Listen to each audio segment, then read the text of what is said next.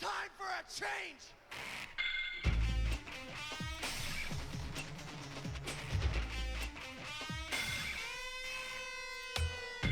Come and take your best shot! I tried to be a nice guy. I tried to play by the rules.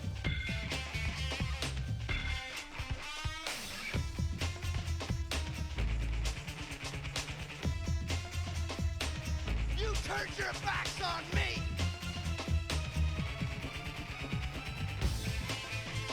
I snapped.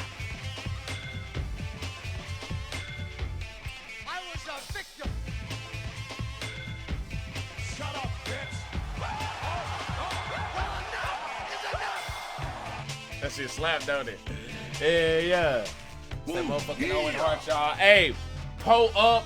Y'all, we got a crazy ass show for y'all today. Here's something that I'm gonna do just so I'm not wasting time doing certain shit. I don't want y'all just sitting here looking at the starting soon screen and stuff without me not saying anything. So I'm gonna use this time to debrief y'all and shit. Today, we are gonna be talking about the return of Vince McMahon, the Cell Saga, or not Cell, Sold Saga, whatever the fuck you want to call it. We're going to talk about Mercedes Moné, formerly known as Sasha Banks, making her return over in New Japan. We're going to talk about the return of Charlotte.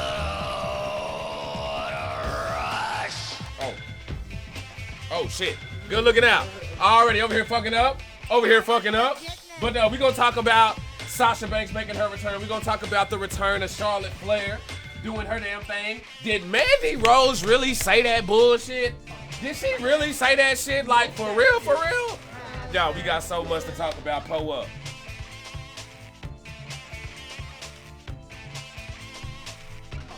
Like that shit, smoke that shit, pass that shit.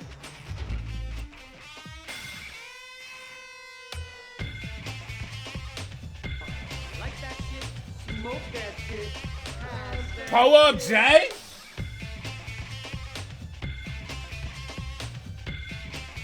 Give me a hell yeah! I said give me a hell yeah!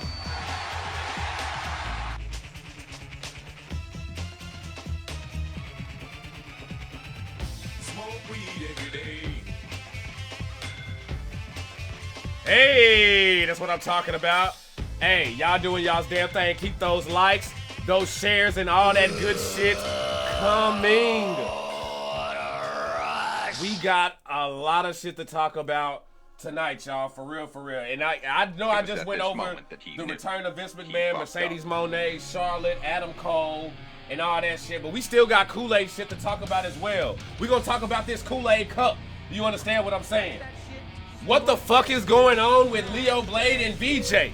You know what I'm saying? The Bloodline, the best story in all of wrestling? Two dope boys and a hit squad. Update. Who the hell really attacked Buckeye? Crystal King done pulled up. Who's next? Tori got 3 hoes. Yes, Tori Lynn got 3 hoes. We got a Hurt Biz teaser? Is it really going down? Pull up. Stay sipping, y'all. Show coming up. We are about to start. I just got to make sure I do my job over here on this side. Make sure y'all are getting those likes, shares, and all that stuff out of the way. Show us some love. Show us some love. Speaking of DTKA, and I want to give a shout out to everybody who's maybe give a shout out if I don't die on the air. Damn. Want to give a shout out to everybody who's been rocking with us, supporting the podcast over on the YouTube side of things. It's just been kicking off, and I really do appreciate y'all. Thank y'all so much for the love and support. Let's keep this thing going.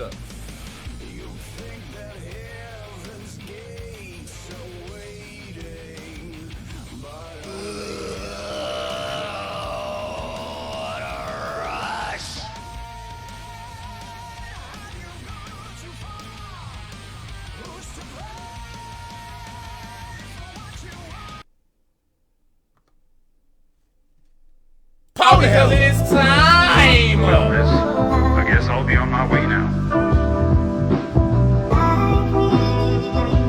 You just give me a...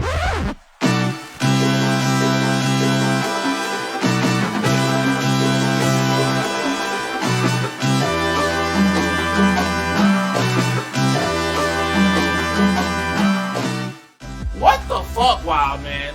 What the fuck, bro? Talking kayfabe and the wrestling side, you know what I'm saying? Y'all see, we be up on game. That's disrespectful. That's like slapping a grown ass man. You stomp another grown man in the ass like you got a whole bunch of other places to hit, and you took the whole shit!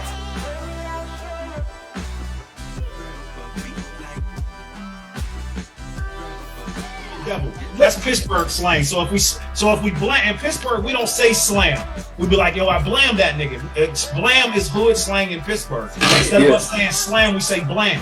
We be like, yo, I blam that nigga. I took him to the 12th and I took him to the devil. Okay. You know what I mean? Took him to the 12th is here. Dropped him off at the devil is when you boom. Yeah, drop him down. Yes, sir. Pull up. But like us hardcore, I should say us hardcore wrestling fans know about that. But like my uncle, he didn't know about all that.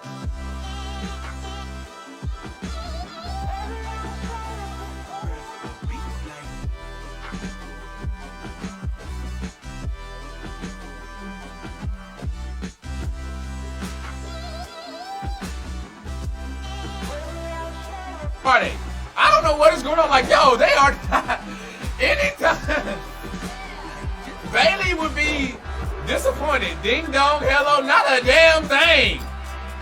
Interesting story between Mama Lopes and Minnie Ramirez about a name of some kind, maybe Minnie Ramirez. And pull up.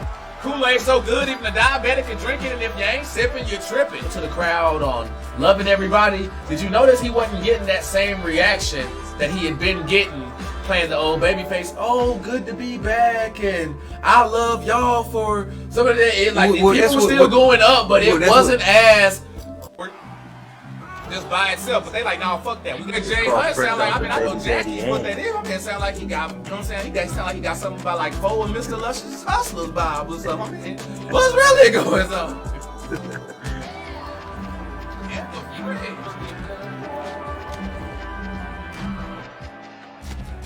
Hold up! What the hell? Because Rockstar and 2K, aren't they like under the same umbrella? Yeah. 2K runs on Rockstar runs on 2K server. I don't know if they took an O, you know what I'm saying, pulled Megan Fox and Machine Gun Kelly and, you know what I'm saying, involved blood or what. But yeah, they're fully in on this Psycho gimmick, if you can't tell. They're fully in. That shit up. I'm talking about just being able to get the L, because you gotta remember, the one is a super big motherfucker, man. Name me running.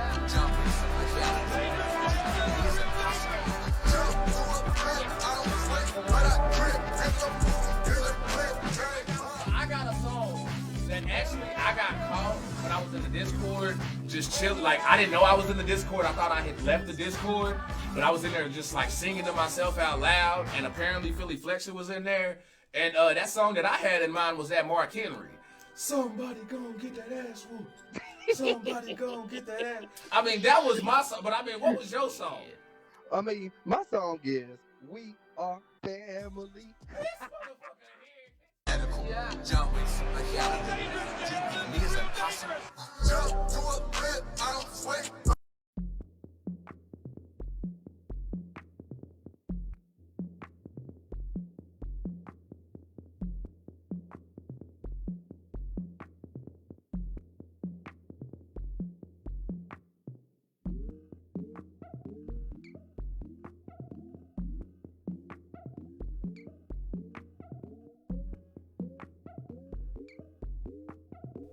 And maybe I can get the fucking show started if my bitch ass wasn't fucking muted. Sitting here prompting, prepping for shit, and I'm over prepped. Fucking over prepped. Yeah, I see I got muted, no sound, mute, can't hear you, muted, you muted, Kool-Aid man, just pulling all kinds of. Well, thank y'all so much doing the damn thing. Yeah, we have an amazing show for y'all today. If y'all missed it earlier in the prompt, we were talking about the return of Vince McMahon. We're gonna talk about the sale in that. We're gonna talk about Mercedes Moné making her return, Adam Cole making his return, Charlotte making her return. I mean, it's a whole bunch of fucking returns. You know what I'm saying? Did Mandy Rose really go off and say that bullshit? We're gonna talk about Buckeye's situation and all the shit that's going on with, like, who the fuck really attacked her? We got, like, just there's so much shit going on, but how the hell are y'all doing? I see Let's Fucking Sip in my chat and shit. Really, how are y'all doing? Sippers, po up. How are we doing tonight? Everybody good? I need to see that sippage. I need to see that sippage. I said we need to see that sippage. Po up, how long y'all been sipping that damn Kool-Aid now? And I best to see some topic requests of some kind or questions in that prompt, damn it. I better see some, because last week y'all was kind of shiesty on it last week. You know what I'm saying? I'm gonna keep it Kool-Aid, but y'all was a little shiesty. So y'all better get lit for me today.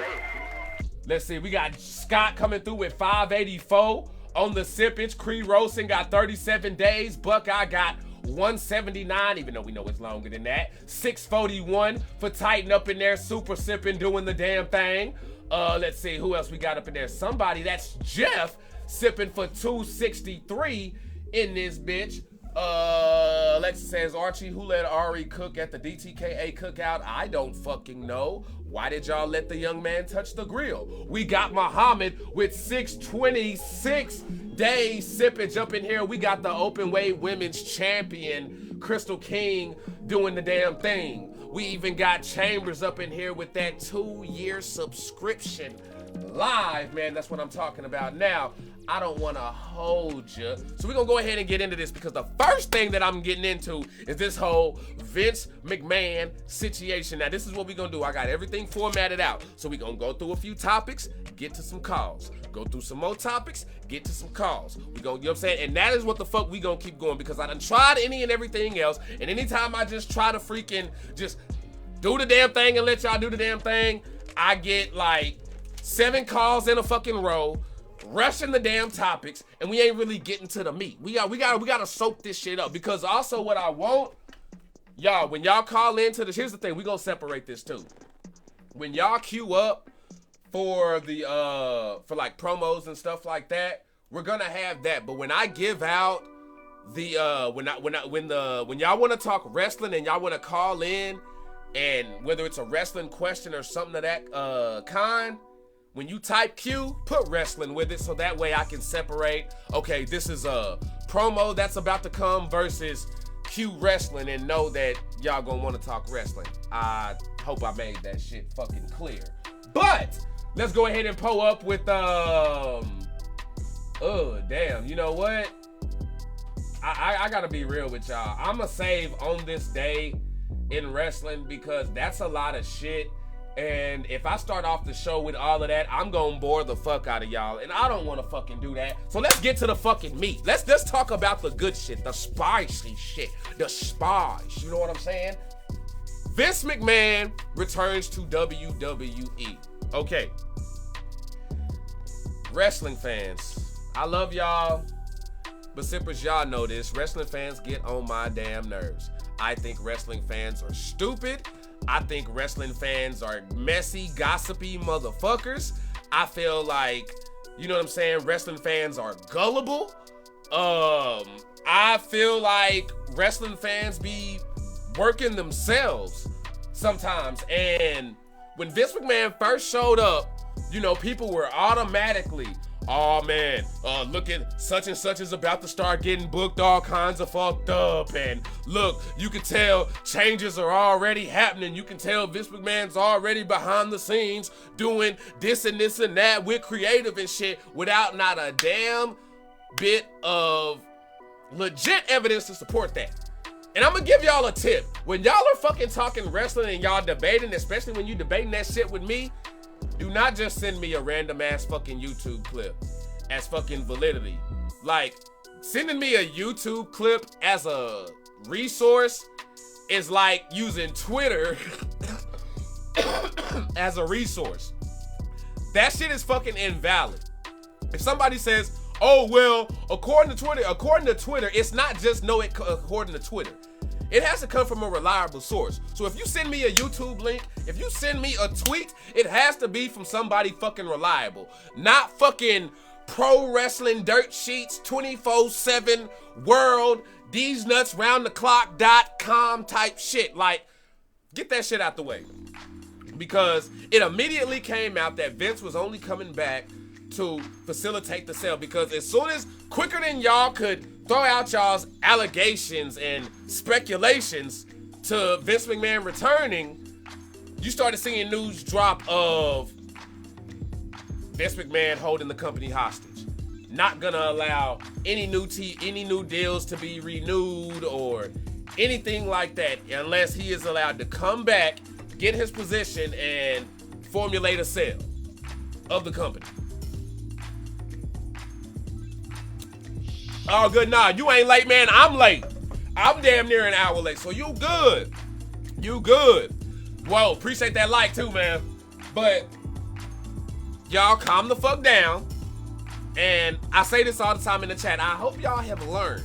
And I don't know when y'all gonna learn, because I just keep proving myself right and knowing what I'm talking about when I tell y'all to just calm the fuck down and not just jump to conclusions and rumors. Because everybody got duped with this whole WWE has gotten sold to a Saudi Arabian investment firm, blah, blah, blah, blah, blah, and that shit went everywhere. I mean, even Flipboard, it wasn't even just y'all, even my Flipboard, I'm still flipping through shit today of this bullshit rumor. And it goes out there, and you immediately started seeing, Tyler, thanks for those cups. Marvin got 613 days sippage. Okay, we up in there nice with it. I see you pull up. My man Solidus got 535. Alexa Rain got 445.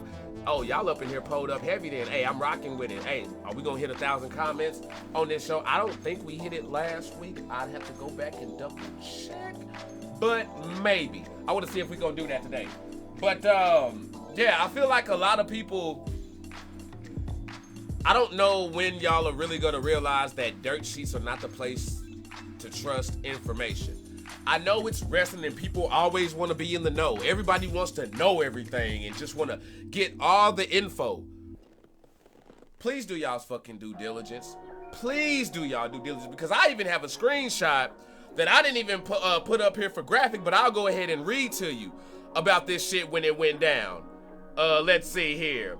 Contrary to reports stating otherwise last night, there is no deal in place at this precise moment for WWE to be sold to Saudi Arabia's public investment firm or any entity, sources say. The organization is still exploring all options, I'm told, developing. Great, we said something about that. I don't know if y'all saw the news today, but WWE officials are supposedly have met with Disney and ESPN. They're the ones right now that are being talked about in buying the company. Now, is that gonna happen? I don't know. I do not know. Let's see. Well, finally got something much more firm. A high-ranking WWE source with knowledge of the situation tells me reports of a sale or agreement to sell at this point are completely false. And then you have some guy calling out Mulhausen Jr. and all that shit, because y'all motherfuckers gotta stop being so damn gossipy. And I'm sorry, I know I'm on the soapbox right now, but I am on y'all's ass. I am so on y'all's ass because I get tired of hearing the shit and seeing the shit. I understand people want shit to talk about, but can we not talk about the facts? Can we not talk about the facts? Can we not sit here and get one little bit of information and then start trying to put you there? Because that's exactly what the fuck Dave Meltzer bitch ass do when he's wrong a lot of times. He's right a few times, but he's wrong a lot of times. And that shit just gets on my nerves. Because when you a real motherfucker and you know what I'm saying, really like care about the truth, that shit is very annoying when you see people talking shit that they don't know. There is nothing that annoys me more than motherfuckers talking shit that they don't fucking know, but swear they do. Like, yeah, the shit fucking frustrates me. So WWE is not fucking sold. They didn't get sold to a damn Saudi Arabian investment firm or none of that shit. None of that went down. So calm the fuck down, and wrestling fans, please stop being so quick to believe any and every fucking rumor what is so fucking hard about this shit? I really don't. And some of you motherfuckers, I'm telling this shit to over and over and over again. But then, you know what? Nah, see, some of y'all, some of them conspiracy type motherfuckers, because you know, with them conspiracy theory motherfuckers, you can't tell them nothing. You know what I'm saying? There ain't no reasoning with a conspiracy theory to them motherfuckers. You hit them with some, they gonna come up with some new shit immediately. Like you flat earth motherfuckers out there. Don't even get me started on y'all and y'all's bullshit. Michael Rowinski, what's going on? But, yeah, as y'all can see, this shit really grinds my freaking gears. It really does. But before I go on to this next topic, I'm gonna be inclusive. You know what I'm saying? And we're gonna go ahead and get to some of y'all's questions. Pull up. Let's see here what y'all talking about. Let's see what y'all talking about. Titan with the RIP Johnny Powers. Alexa says Sami Zayn world champ material. He is world champ material. I just don't think he's gonna be the one to hold it while this bloodline storyline is going on. It'll happen like down the line or something, hell, maybe next year, whenever, I don't know, but that is definitely happening because he's that over. So Alexa Rain, I do think Sami Zayn is world champ material. Crystal King says WWE could be sold to AEW. What's up with that? That's a could be, but that's not gonna happen. Just because this is not the same as when WCW was being sold. This is not the same thing. Y'all know, fucking WWE bought WCW for pennies on the dollar, to where they, bless you, to where they basically, they paid like what, $4 million, but then had like another agreement on the side. And I don't know if a lot of y'all know about this, but this is fact. Everybody talks about, oh, WWE being sold, or WCW being sold for cheap when Vince McMahon bought them. Again, it was like $4 million. There was another deal in place where they had to spend like 25 something, somewhere in there, anywhere from like 20-25 million in ad revenue with that company, with like Warner Bros in them, or who at Time Warner, whoever it was who was over all that shit at the time. That shit gets messy. I don't know. I can admit what I don't know. But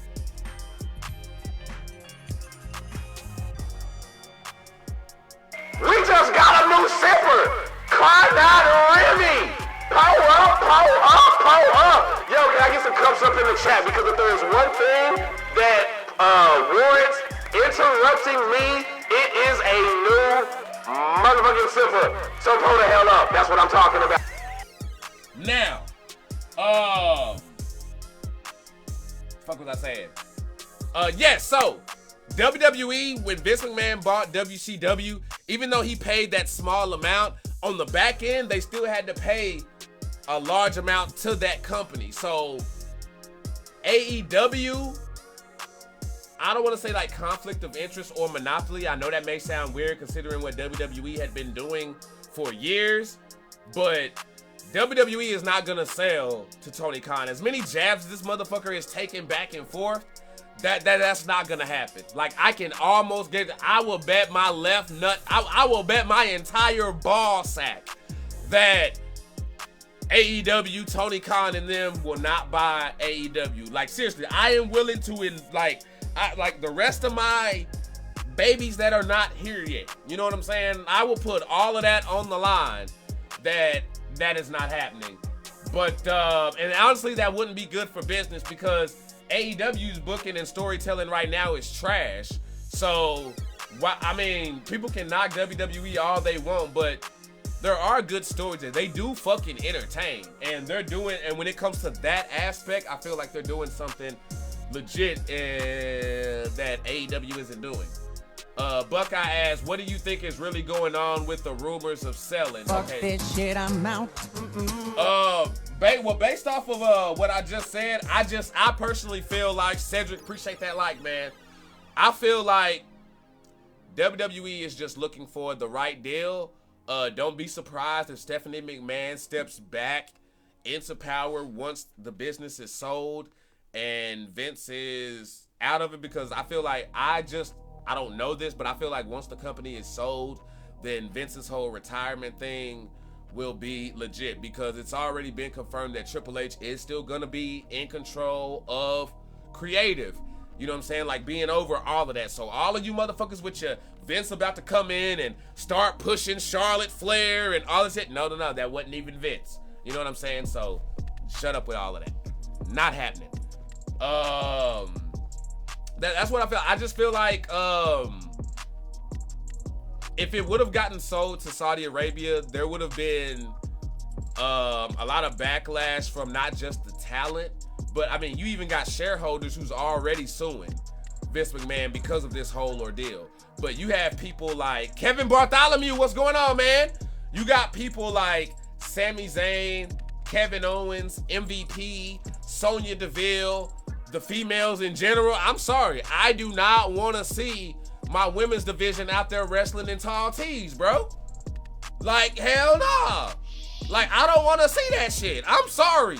I want to see breast milk factories. I'm sorry, y'all can say whatever the fuck y'all want. Y'all can call it what y'all want, but we are men, damn it. We are men. When you tune into wrestling, don't you want to see Jade Cargill, Bianca Belair, all that thigh meat and shit? Like, I mean, come on, isn't that wonderful to look at?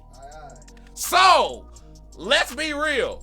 If they were to buy that, do you think Bianca Belair, I know Jade Cargill is AEW, but let's just say for a minute she was WWE.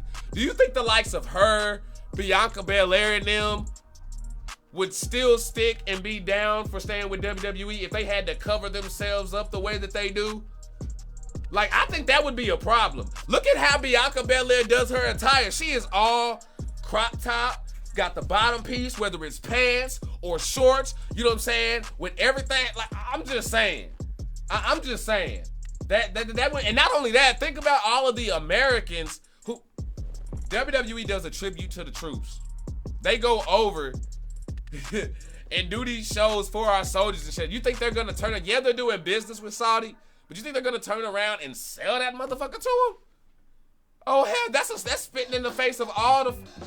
I'm not about to go there, but yeah, y'all know where I was going with that. But we just gonna keep on pulling up.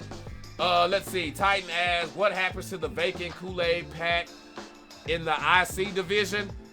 First of all, Titan, I'm a little bit embarrassed you asked that question because you kind of got that a little backwards, my G. Big Brother still has that Kool-Aid pack. There is no vacant Kool-Aid pack. Big Brother holds that Kool-Aid pack. You just don't have your next up #1 contender right now, and I will get to that actually a few topics down the line. Let's see here. We got Marvin asking, do you think the interest in Jay White, Tama, and his brother are legit, and does the Vince issue hinder possible signings? Right now it puts them on hold. Yes, I don't expect anybody to return who isn't already signed. If anybody returns in WWE, they were already signed and planned to come back. I don't see anything like that being done until this deal is signed. Now, the interest in Jay White has always been there. There's always been interest in Jay White from WWE. Tama and his brother, while that may be a rumor, I would not be surprised if that's legit, because with Triple H being in charge of creative and running that, y'all notice how the tag team division is looking now? Like, tag teams are back, meaning so Vince don't give a fuck about tag teams. Triple H does. Triple H does. Like, y'all can say what y'all want. Oh, he's only there because he's fucking Stephanie McMahon. This man has and has always had the right mind for this business. And there is a reason why people were fucking with NXT a lot more than the main roster shit when Triple H was in control of NXT. So I think that would be legit. I feel like it would just be coming to the right terms and negotiations, because even Sweet Meat here was talking about when we was watching Wrestle Kingdom, how when some of the WWE people came, he threw it out there, and this didn't even cross my mind at the time, that, hey, maybe some of these matches that they're having isn't just them letting them go back and fulfill their dates. Maybe they're seeing, hey, can such and such work with so-and-so? And I'm like, damn, that's actually a legit point, because if I'm scouting somebody and I plan on bringing them in, and I already got the deal to let you go back over there and wrestle over there, why wouldn't I be eyeing the talent? I mean, if I know his contract is coming up, I'm not gonna communicate with him or anything like that, but I'm gonna be, you know what I'm saying? I'm gonna be getting my Birdman on. You know what I'm saying? Like, I'm gonna be watching. I'm gonna be watching. For sure. Let's see here. He says, how much is AEW's budget for entrance music? I don't know, but I feel like that is going to be a problem. That comes to us from Titan. I do feel like that is going to be a problem for AEW going forward because Kevin Bartholomew pulling up with that share. Stay sipping, man. I feel like all of these rights that they're doing, think about it. Think about how much they spent on CM Punk's Cult of Personality. You know what I mean? And now he's not even there. Dude wasn't even there for 6 months. Wasn't even in AEW for 6 months, I don't think. And that shit's just gone right now. I mean, unless he comes back, that is money just out the window. You're paying for Moxley. You're paying for Jungle Boy. You know what I mean? The Young Bucks just got the song by Kansas playing and shit. On top of all these stars that you're bringing in, they're gonna fuck around and have a money situation. And I know y'all heard about Tony Khan's dad getting on his ass in the meeting about how he's running AEW. So better get his shit in line. With tag teams coming back, does Triple H bring FTR back? Maybe. I could see that because rumor is that their contract is coming up. Rumor is that there's been some backlash about Dax Harwood's positive comments about CM Punk, where, I mean, like a motherfucker or not, when it comes to being professional, I don't know why you're gonna knock somebody about having positive comments about this person. You know what I mean? And I heard I read I didn't hear the comments, but I read them like transcribed, and he didn't really say anything bad. It was just more or less of, I know people got issues with him, but people was expecting him to come back and just start issues right away, and he didn't do that. He came back into the locker room and was trying to help people and talking shit, so I don't really think that warrants any backlash or anything. But we're gonna keep it pulled up. Now, let's see here what y'all got. Yes! Titan was asking about this Intercontinental situation and everything like that. If y'all don't know, maybe y'all been living under a rock. NBI and Pegasus have been released from DTKA Promotions. Now, Pegasus was the #1 contender for the Intercontinental Championship to go up against Sinister of the Sinister Elite. That is not happening. I don't know what the plan is right now for Sinister's next opponent. Yes, Big Brother still has his Kool-Aid pack, but can't really force him to use that. The Kool-Aid Cup right now, honestly, and I mean, if we can kind of like recap that as well, Vashon Munoz beat Scott Wayne, so he's out of there, which Scott Wayne has some problems with that. And DB Money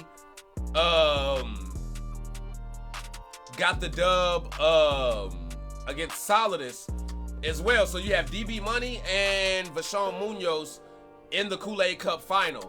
And if DB wins it, then that's world title problems. You know what I'm saying? Over there. And if Vashon Munoz wins it, then, I mean, hey, he's in the Intercontinental Division. That seems like a #1 contender spot, but then again, it kind of also works like the Kool-Aid Cup. Will he, or the Kool-Aid Pack, will he use it right then? Will he sit on it? You know, I don't know. I don't know what's going to happen with that. So, yeah, I'm not really sure what's going on with the Intercontinental situation right there as far as his next opponent, but I could definitely tell y'all. What are you? Or I ain't gonna say I could definitely tell y'all. Bump all that. Not even important. I want to know y'all's thoughts on the Kool-Aid Cup so far. Now, for those of y'all who ain't in it, I already know what y'all gonna say, because y'all some opportunistic motherfuckers. Oh man, we should throw another one. Listen here. if you throw shit multiple times, it doesn't become fucking special. You know what I mean? So if y'all think this is gonna be a fucking 3-time-a-year thing or whatever like that, nah. I want to know what y'all's thoughts on it. How do y'all feel about it? Or have y'all been enjoying the Kool-Aid Cup? And then that's really what I want to know. Have y'all been enjoying the Kool-Aid Cup? Because I've been pondering maybe a 2-time-a-year thing, like maybe at the beginning and then also doing it at the end with everything else going on in between. I want to know y'all's thoughts on it though. So please light the comment section up and let me know what y'all think about the Kool-Aid Cup. The matches were off the chain. Chief cost Solidus his match, which, I mean, hey, get it how you get it. I know DB Money ain't complaining, but yeah, there's something going on there, and I don't know what the hell it is, because we've seen at times where it looks like that. Oh shit! You know what? That new sipper, that shout out that I just gave, that wasn't a Facebook sipper. That was a YouTube sipper. So can we get some more cups up right there? And I'm not exactly sure how that happened. Maybe since both of them are linked up, when people subscribe and do that damn thing over on the YouTube side, those notifications still pop off over here. So I wonder if people send us stars randomly on Facebook, even though we're live on YouTube, if that shit still pops off. I don't know, because I saw the notification saying we got a new sipper, but that was a YouTube notification, and we under the Facebook profile right now. So big cups up over there, y'all, and sippers. If y'all are not rocking with us over on the YouTube, get y'all's ass over there, because we've been talking about it already.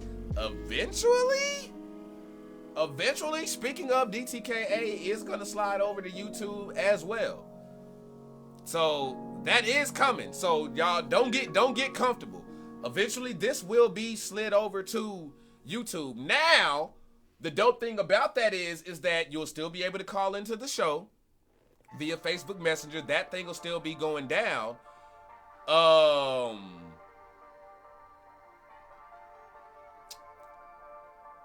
But it'll be better. It'll definitely be better going just going forward, because as y'all know, we do not. It seems y'all like the format of not having any matches on Speaking of DTKA, and I gotta say I agree. I used it as a tool to, and this is a peek behind the curtain, because I mean, I love this is passion, but there's also business tactics as well. I threw in the matches to jump everything off to bring y'all in, and he said I would love to see a women and tag team Kool-Aid Cup. That would be cool. Again, we would just have to find a way to do it to where it feels special. Like, I feel like the tag team one may be the next one if there was ever to do anything, because it's different. You don't want to go right into another one where it's just singles 1v1s and shit like that. And I'm sorry, I love the women here in DTKA, but we got a lot of women in the DTKA open weight women's division and women's division who, you know what I'm saying, gotta step it up. Like fucking Charmin Watts, Kojima, fucking, like, so many fucking people who gotta get on their shit. But shit, y'all made me lose my fucking train of thought. Yeah, nah, I'm definitely I'm fucking with it. I'm loving the whole situation with there. Appreciate those cups there and everything, y'all. Oh yeah, I know what I was saying. The speaking of DTKA and the YouTube, it'll be better for y'all, because a lot of y'all would be able to watch on your TV or your phone and still be able to interact. Like, it'll just be, the interaction will be a whole lot easier. Now, I'm not saying we're doing that right now, but I'm just letting y'all know in the future, you know what I'm saying, that is gonna be coming to where eventually here on Facebook, it will be the gaming shit. You know what I'm saying? And we're gonna keep that popping, and we're gonna be running that. Now, y'all still gonna get everything else on the YouTube, but I'm just letting y'all know what the future holds. Up next, matter of fact, nah, bump that. We ain't gotta do that. We ain't gotta do that. Let's go ahead and open up this line for some calls here. Let's see. Hold up.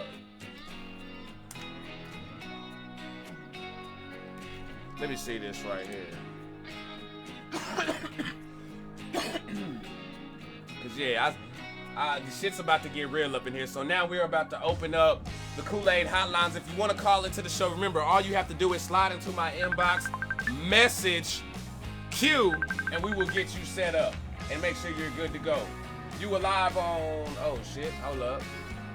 You were live on Speaking Of DTKA Promotions with Archie Red, the Kool-Aid Man, aka the instigator commentator, aka Mr. Clip. What flavor you sipping? Well, what flavor I'm sipping, you say? Yeah, what flavor you sipping? That red Kool-Aid. Yeah, that red Kool-Aid. Psych! Right. Psych! No one likes the red Kool-Aid. No one likes the red Kool-Aid. Nah. I am sipping the blue Kool-Aid. Nah. Sorry, bro. No.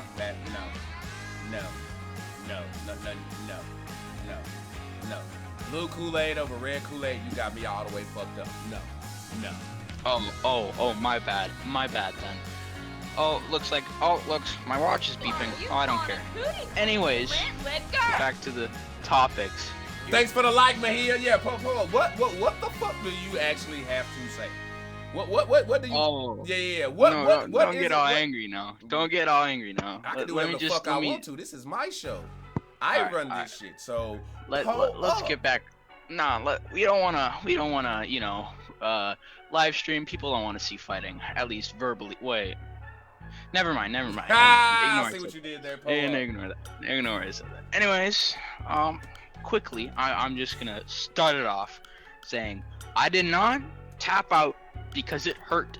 No. That was a nerve pinch, not a neck snap. All right, that did not hurt. No. Hold on. I tapped out because I saw it was a 3v1, and I was not having none of that. Oh, so what you're saying is it was a nerve pinch. Mm-hmm. Okay. Yeah. Sure. So no. See, I don't even know where the fuck to start with you. All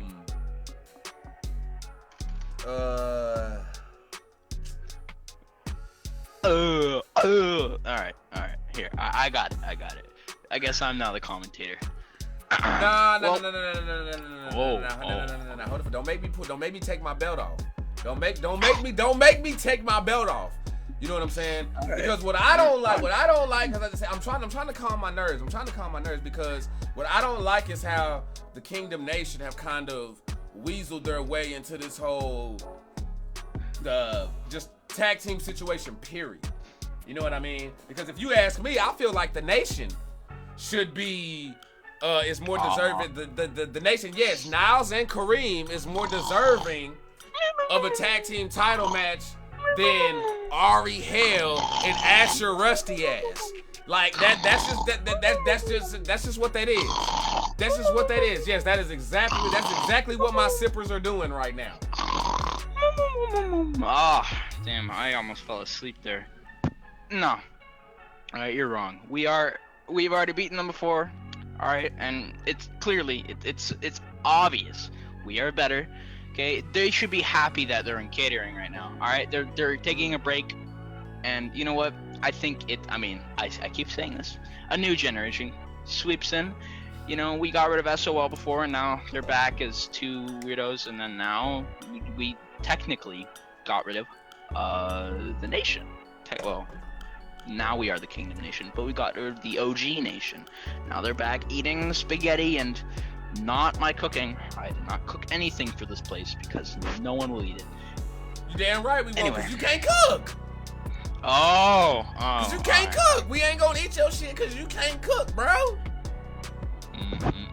Well, clearly you have never been to Arizona. You need to taste my cooking, bro. You need to. Anyways, no. I'm gonna stay on topic here No cooking, none of that. All right. Pull up. Now, before I continue talking, I was gonna get on Hustle Money. I'm just real quickly, happy birthday, David. Nobody cares. Damn. Enjoy your day. Damn. Anyways, Hustle and Money. All right. I'm not done with you.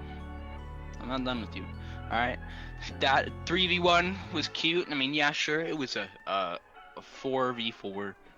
Wait, no, it was 3v3. I'm sorry, my brain. That nerve. I meant not nerve pinch. That you know, I hit my head a little. You smoking my shit? No. You smoking no, my shit? Are you smoking my shit? No. Are you smoking my shit? No, Asher was. He was. Oh, Asher he gonna say Asher was. He gonna say Asher was doing that. Oh yeah. That Asher did it. Asher did it. Yep, Bro, Asher did it. Here's what are y'all? Because I saw y'all complaining about, oh, it's a handicap match and how am I being jumped? How am I being jumped? As if y'all didn't know how squad v squad matches work here in DTKA. Y'all know eliminations be on. And why is it every time the Kingdom Nation lose, there's an excuse?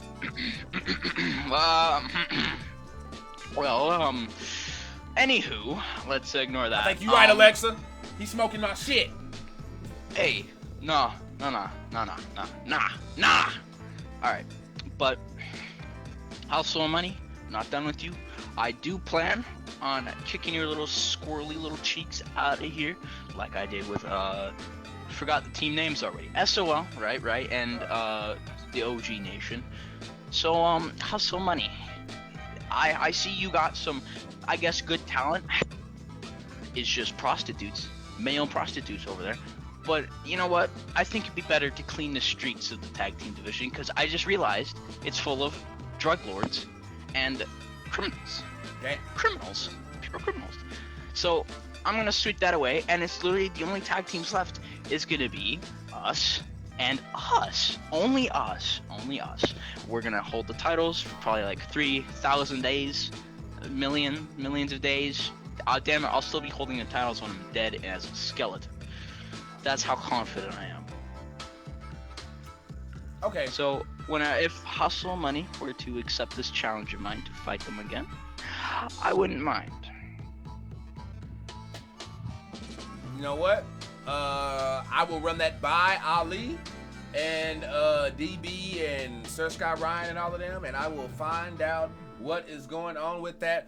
But man, I gotta tell you what, I got a whole lot more show to get to, and I don't like your flavor of Kool-Aid. So I'm gonna bye, off the line. We're gonna keep this thing pulled up. Coming up in here talking that bullshit. Fuck you think this is?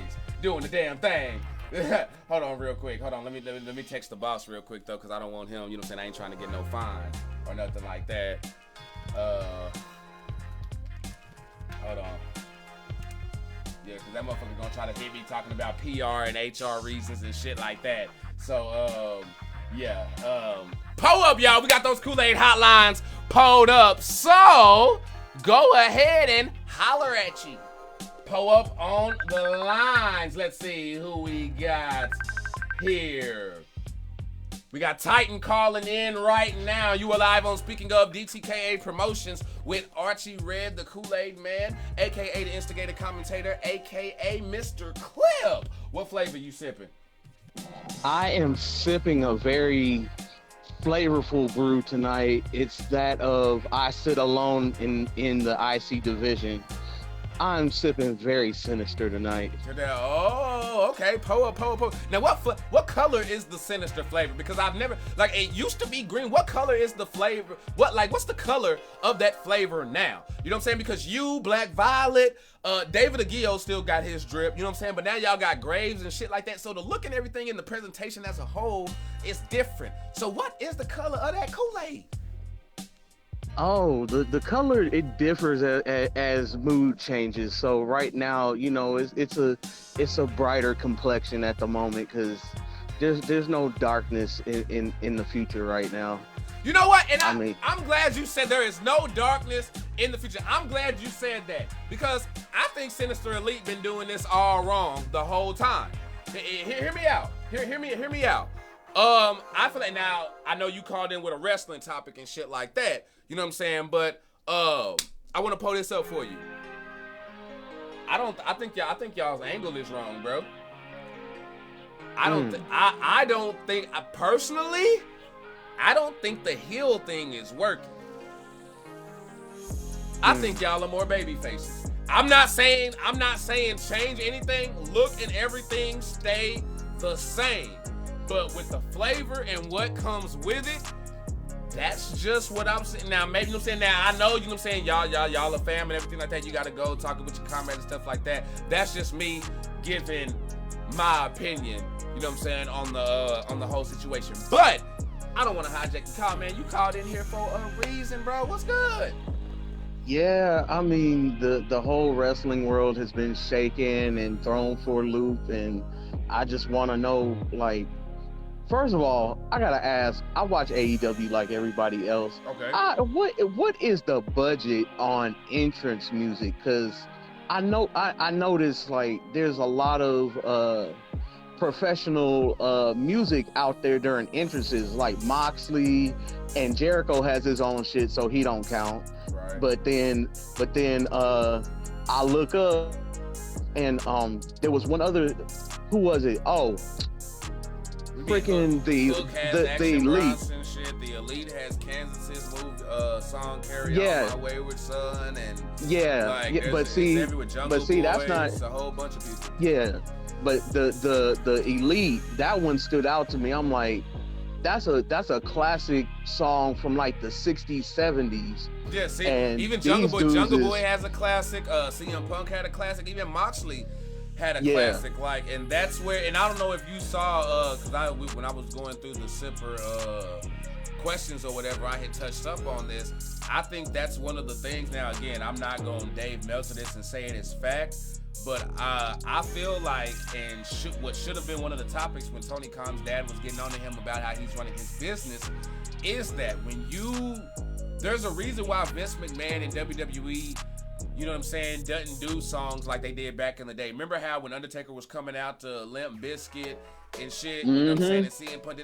did all of that? There's a reason why they don't do that, because no matter what deal you strike at that moment in time to get that played on TV, let's say 10 years later when they got to put that up on the WWE network or now on Peacock, guess what's going to happen when you watch that on playback? There is a chance that music is going to be taken out and they're going to have to dub in something whack and corny. And then what's going to happen there? The fans are going to be, oh, damn, that ain't the music that I remembered. Oh, damn, why did they replace it with this corny-ass music? I.e., Chris Jericho's music from WCW. Now, it's not like a big hit or anything like that, but because of the license and things like that that has to do with his original music that he came out to, it's different when you go listen to it like right now when you go back and watch the old WCW stuff, because you know what I'm saying, it's for the same reason. So I don't think it's a smart idea, only because of the overcrowded roster situation, because you have money that is being spent in just so many places. There is no way you can tell me AEW's like in the green right now. They're running in the fucking black right now. Like there is yes, and a lot of in-house producers and stuff that they have on. Exactly. Yeah. Exactly. And also, and I don't know if you remember this, but back when the Forgotten Sons were in NXT and WWE, right? They had the same music that the Elite had, and then WWE quickly changed it because I guess that bill got to be too high. I remember that when they first formed that faction, that little group, Forgotten Sons, they had that music. And then like 2 weeks after that, they didn't have it no more. I don't remember that, but damn, that's pretty freaking interesting. Yeah, they had the same song, and that shit did not last like over less than a month. That entrance music lasted, because I'm pretty sure them royalties got to be a little too steep. And that's what Crystal King is pouring up in Crystal King is pouring up in the chat. Chambers, thanks for those cups, and she's exactly right. When you talk about license and royalties, again, I don't care what that deal is, as long as that shit is getting played, you're gonna have to pay me. You know what I'm saying? Like, if I make a song and you use my shit on your show, yes, residuals, motherfucker, you know what I'm saying? So yeah, I'm gonna have to get those. And I think that AEW is doing themselves a disservice. With Tony Khan, I've heard him on so many other podcasts, whether it was with Tony Schiavone and Conrad Thompson, where he was going down talking about how AEW is going to be better than WCW from back in the day, how they're not going to make the same mistakes that they made. And unfortunately, he's making the same mistake that they made, and it is this careless spending. They are not spending in the right areas, and I'm sorry, the shit that they're doing with Rick Ross, Kevin Gates, and bringing in these people, that shit isn't translated. Like, I don't know. Sweet, bro, have you heard anybody in the hip-hop community or anything like that, just fans outside of or even when the moment it happened, talk about Rick Ross showing up on AEW? Not the Rick Ross, but Gates, yeah. Now, when he pushed his ass, but okay, that was warranted, yeah, because I mean, when he rocked them, like, you know what I'm saying, that was kind of stiff. So I could see why motherfuckers was, you know what I'm saying, would be ringing out on that. But how many of them do you believe stuck around after that to pay attention to what the fuck was going on in AEW? Nobody. And you see, just by the same accord, nobody's talking about Bow Wow and Jade no more either. So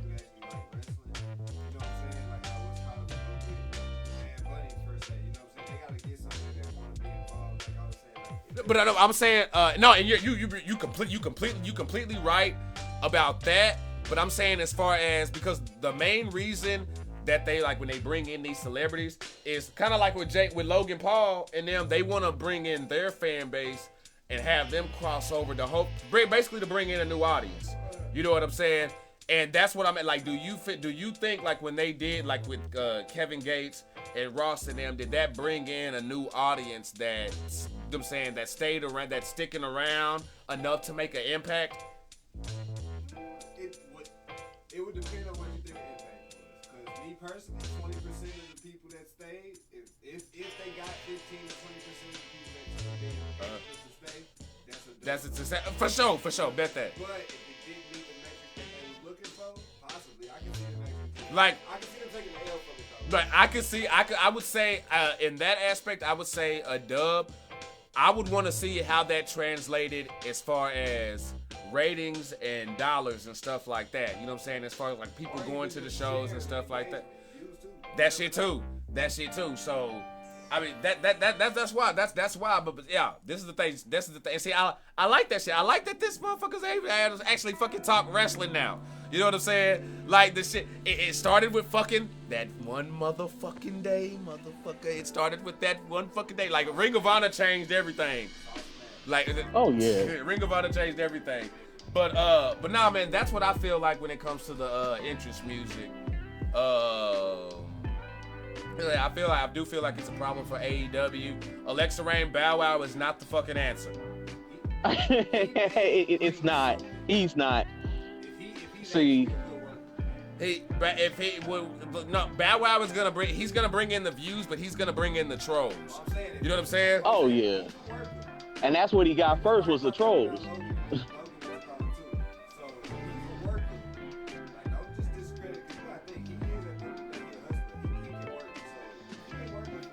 I would change my tune if he could come out there, because I'm sorry, Bad Bunny is the standard now. You know what I'm saying? Yeah. Bad Bunny is the standard on celebrities. Huh. Sauce Walker? Yeah. You know what? Hey, you know what? You ain't lying. And he likes wrestling. And you know what? Show the fuck right. I would say, you know what? I think you just changed my mind. You just changed my mind. If Bow Wow actually can work in the ring and get up to that Bad Bunny standard, that would be a dub. But Sauce Walker, hey, I'm sorry, him and Swerve feuding right off the top. But yeah, man, that's I think that was a good ass question, bro. I appreciate that. You got anything else you want to say real quick before I let you go, bro? Oh man, just the topics. I'm gonna let you get back to them because I know we on a little bit of a hiatus, but everything just coming in got my mind swirling. It actually makes me want to start watching a little bit more to see how all this behind the scenes bullshit plays out on screen. So, you know, everything is gonna equal something bigger, I think, leading to the end game. So I'm waiting to see what that is. For sure. But I'm glad you said that, and I'm gonna touch on this as soon as you get off the line as well with the sippers. But nah, man, I agree with that. Yeah. So with that being said, I'm a step off and let you finish this great show so far, and I will be back for last call. Already, pull up. That's what I'm talking about, man. Stay sipping. Now, something that he said that really stuck out to me was the just the end game and watching more wrestling. And this is something that I preach to just wrestling fans in general. If you're a wrestling fan and all you watch is AEW, you're wrong. You're a terrible fan. You're not a wrestling fan. Exactly. If all you watch is WWE and you're not soaking up AEW, you're not a wrestling fan. You're just a WWE fan. And honestly, you're hurting the business, because regardless if you don't like some of the spots and stuff like that, all these complaints and stuff that even you hardcore WWE watchers complain about, the only way you're gonna get that change is if you have an alternative that is successful. And for that to be successful, you have to support it.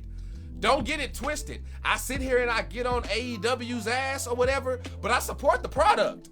I go to the shows. I watch the product. You know what I'm saying? I want them to succeed. My criticism, don't mistake my constructive criticism, you know what I'm saying, for hate. I ain't a fucking hater. You know what I mean? I'm just gonna tell you like how the fuck it is straight up. Like, and I ain't gotta sugarcoat shit with you. Everything that I'm saying right now, I would tell Tony Khan to his face. I would tell Vince McMahon to his face. May not give me a job there, but I would still say it to their face. And the same thing, if all you watch is just WWE and AEW, I won't say you're not a wrestling fan and you're hurting the business. I would say try to expand. Now that you watch WWE and AEW, I have some places where you can go soak up some New Japan. If you've never went back and watched Ring of Honor, go watch Ring of Honor, because the people that y'all are cheering and praising now are there. Go soak up some MLW. Go soak up some of the indie scene. When we went to the AEW I went to, when they had it was Shane I forget his damn name, but there was somebody at the AEW show that was local talent. And that's something that I noticed when you go to these shows, no matter if it's WWE or AEW, whether it's on live TV or if it's a dark match, every city that they go to, they pull in local talent. There is somebody from that city on that card. The dude who, remember the jobber I was talking about? Remember the jobber who beat Chris Jericho? That motherfucker has an AEW contract now. He was just cutting a promo on Chris Jericho and that whole squad with Ricky Starks. Him and Ricky Starks was at the top of the ramp going off. And this is what I'm saying, y'all. You have to support. I ain't gonna say you have to, but it would be smart to support more than just what you're used to. Because as long as y'all been watching wrestling, you know what I mean? I'm sorry, there are some OGs who've been watching wrestling longer than me, and I guarantee you I can teach y'all something about wrestling.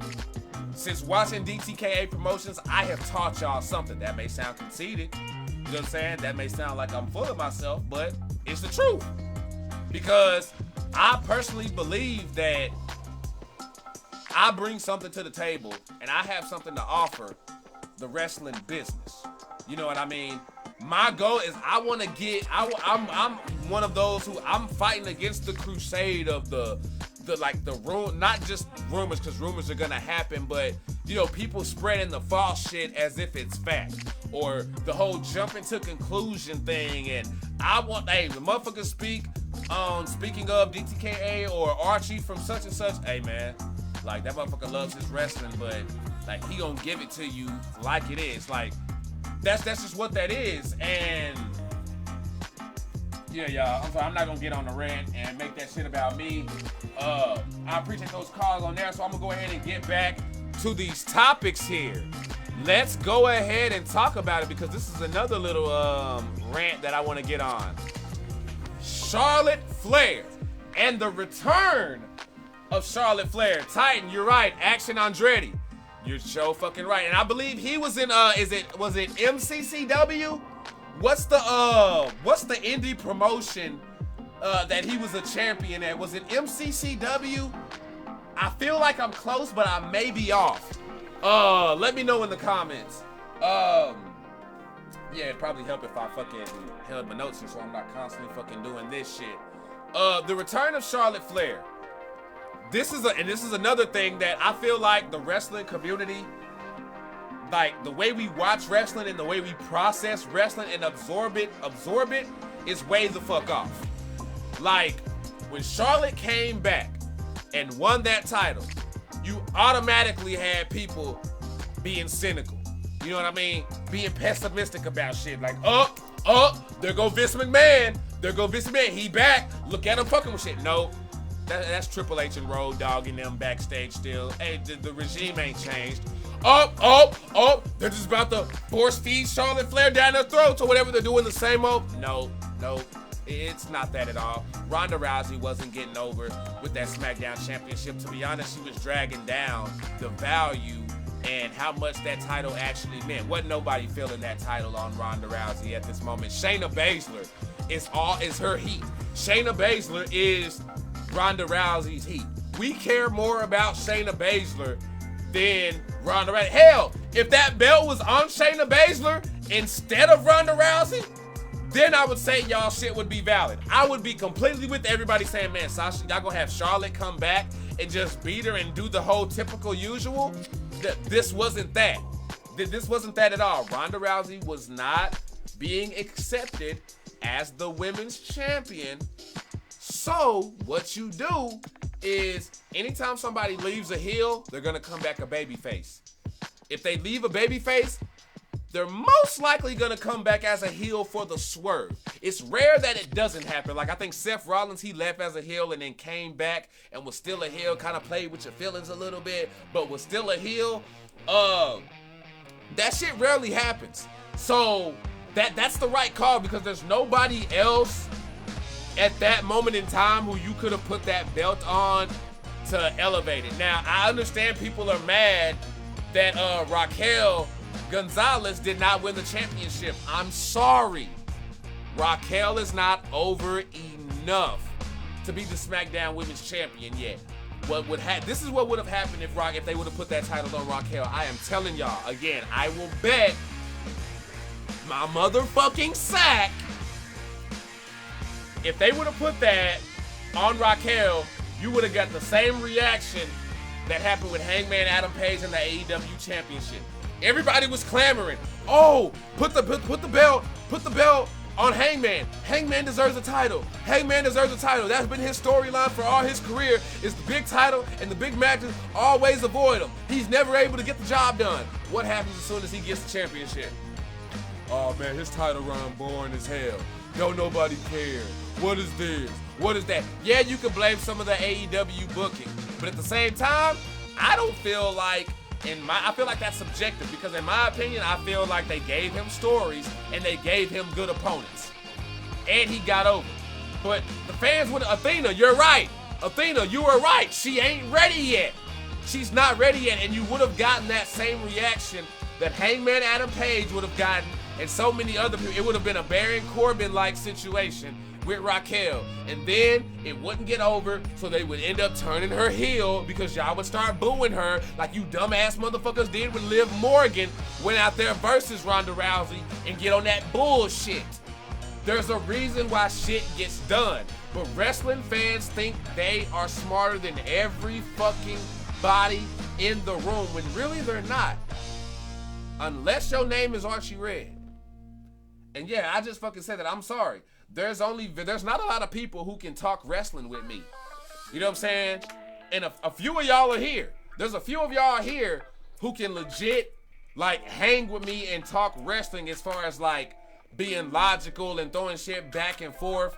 Whether that's and I mean like legit logic. You know what I mean? Marvin says you would prefer Raquel. Now, when you say you would prefer Raquel, think of that in the business sense. Do you think Raquel right now is going to be the reason why people come to WrestleMania? Raquel versus anybody.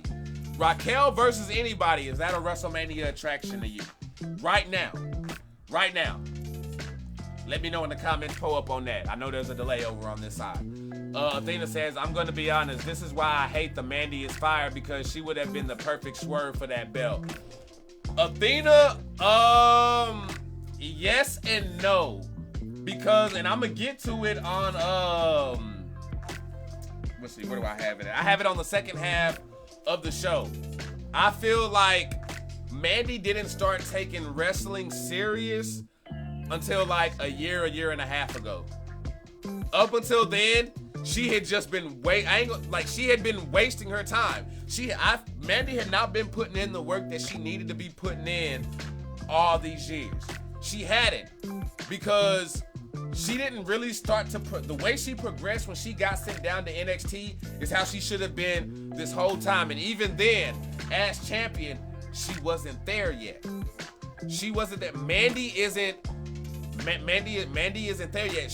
While Mandy is there as far as, oh, people want to see the sexy, you know what I'm saying? And she's attractive on the eye candy, work-wise, she's not ready. Mandy, if Mandy would have came back, she would have been just like Mandy before she left. Botches, missing spots, missing times, and stuff like. She needs to be a lot more polished for something like that, and that's just me. She says would prefer her over Rousey. No, and I get that, but you got to think about, you got to put yourself in the eyes of the booker. You know what I'm saying? Oh, okay, no, I see what you're saying. You would prefer Raquel over Rousey. I get you. I give you that. I would prefer having Raquel as a champion over Ronda Rousey, but I don't believe that Raquel should have beat Ronda Rousey right then and there to get that championship. It's just not her time right now. He says that's where I'm going with it. I just like the swerve opportunity, but don't keep it long. Okay, all right, I give you that on opportunity for sure, for sure. Athena, I see what you're saying on that. No one botched like the Bellas. I don't know, man. There was a run where Sasha, Mandy, and that women's division was looking kind of eesh. I'm just saying, I'm keeping it Kool-Aid. I'm keeping it Kool-Aid. While the Bellas were some bad botches, the Bellas, I feel like, the Bellas were an above average type Sable situation. And I say that because Sable had no desire to be in the business, was not supposed to be in the business. She was just supposed to be a valet. And the next thing you know, they just kept plugging her and shit and turned her into a wrestler. The Bellas, yes, they wanted to be in the business. They got into the business and stuff. But, hey, some people got it. Some people don't. It said, I miss Killer Baszler. I think that's coming. I think Baszler, and that, to be honest with you, I can see Baszler taking that championship off of Charlotte. I can see Baszler taking that championship off of Charlotte, because if that was a blow off, I'm cool with it. But if you want to be a smart booker and you just want to tell stories, Shayna should be the one to come back around and take that belt off of Charlotte. So that way, all the motherfuckers who were hating like, oh man, it's that typical Charlotte shit, can shut the fuck up.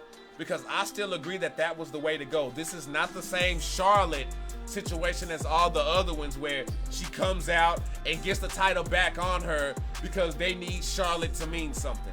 This isn't that situation. People love to hate Charlotte. And in this instance, people are actually cheering for Charlotte. Did y'all not hear the crowd?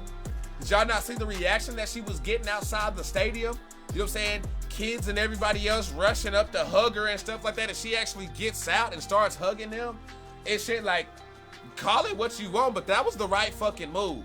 Charlotte getting the belt right now and turning face right now, this, in my opinion, could be the best face run of Charlotte Flair's career if done right.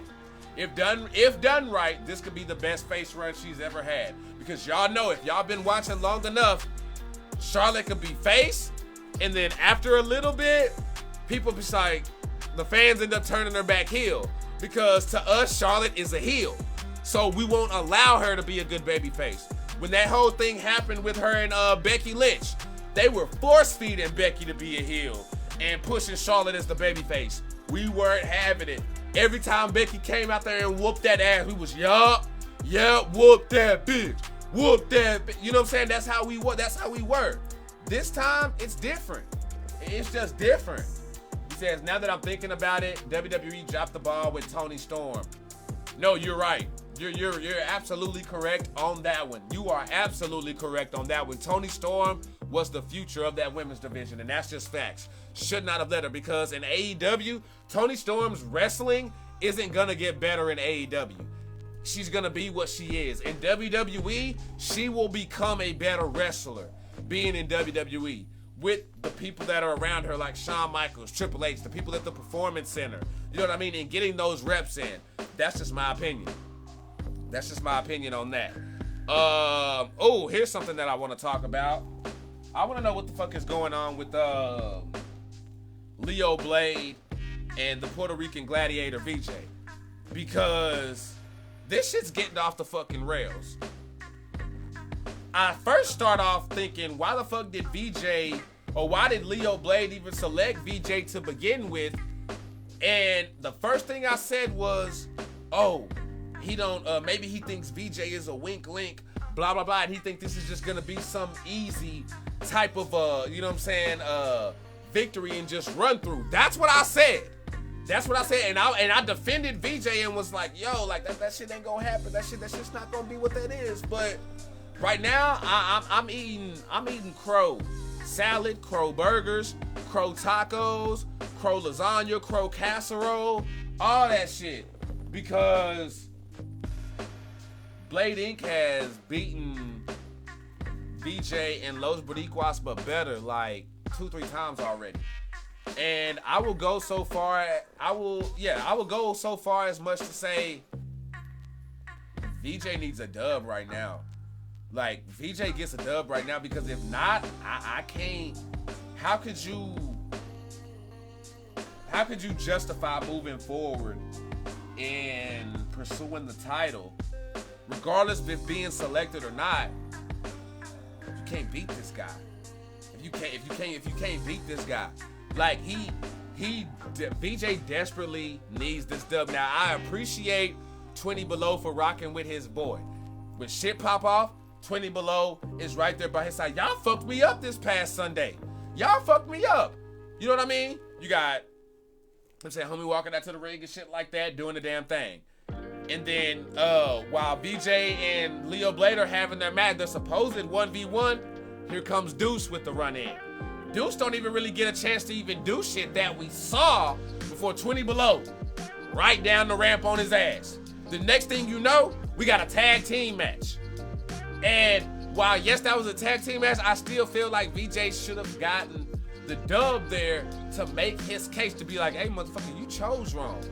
Like, you thought I was just gonna be a pushover? Hell no. That's just what I'm saying right now. So, y'all, this is Speaking of DTKA. Y'all know how I do. Whether you a babyface or a heel, I'm gonna keep the Kool-Aid around here.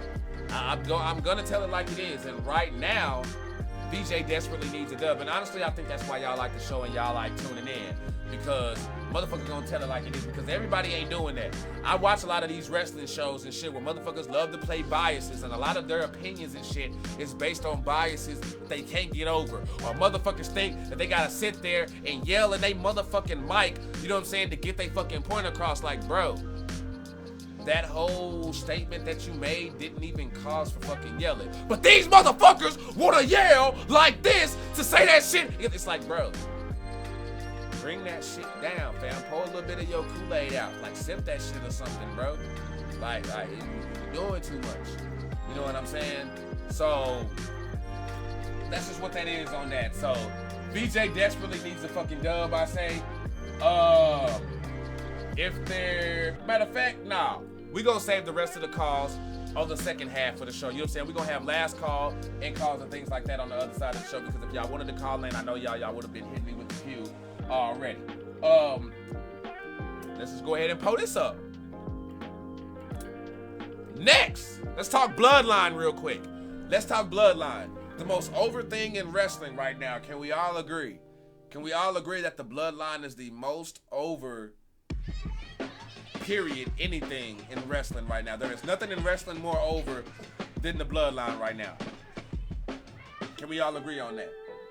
If you agree, post some cups up. If you disagree, flip me the bird in the comment section. Legit. Like, I seriously mean that. I will not get offended. If you disagree, flip me the bird in the comment section. That was legitness. VJ, pull up, my man. We was just talking about you, bro. VJ coming up in here.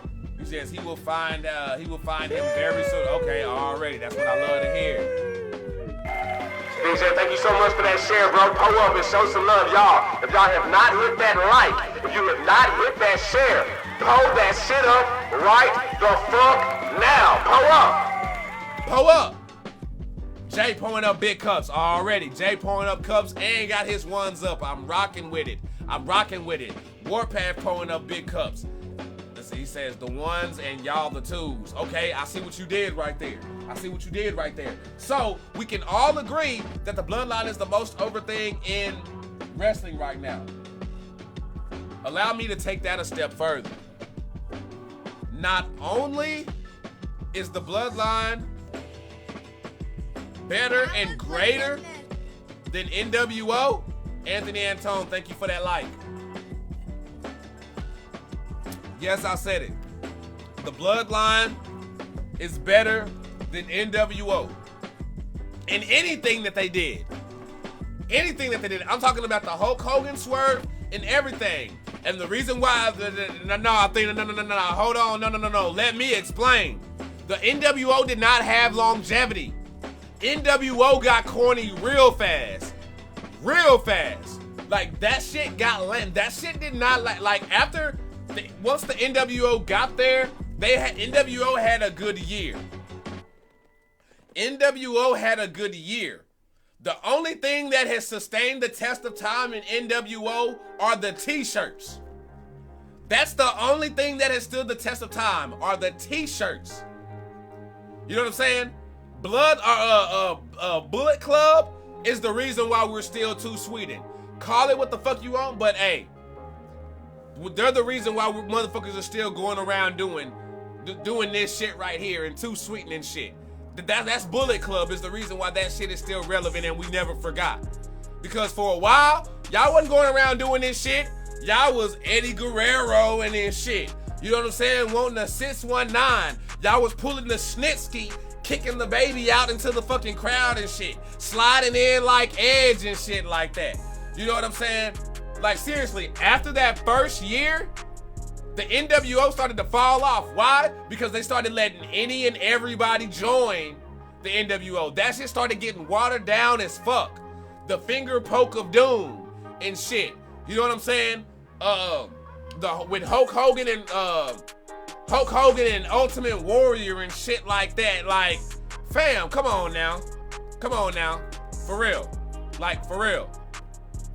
From 96 to the end of 97, that's all they said, because the NWO, the twos, and the Bloodline is the ones. I agree. He says, where's the publicist? Because I know he would go off right now.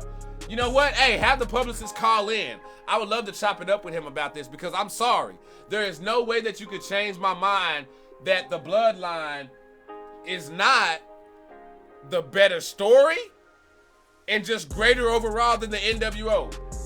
Let's say, when you think NWO, give me Six, X-Pac, give me Hulk Hogan, Scott Hall, Kevin Nash, and I'll give you Sting and the Giant. That's 6 right there, okay? That's 6. The Giant went to WWE. X-Pac went back to WWE to do DX. Okay, which some people will argue DX is greater than NWO because they, you know what I'm saying, were over longer. DX stayed over longer. Let's see.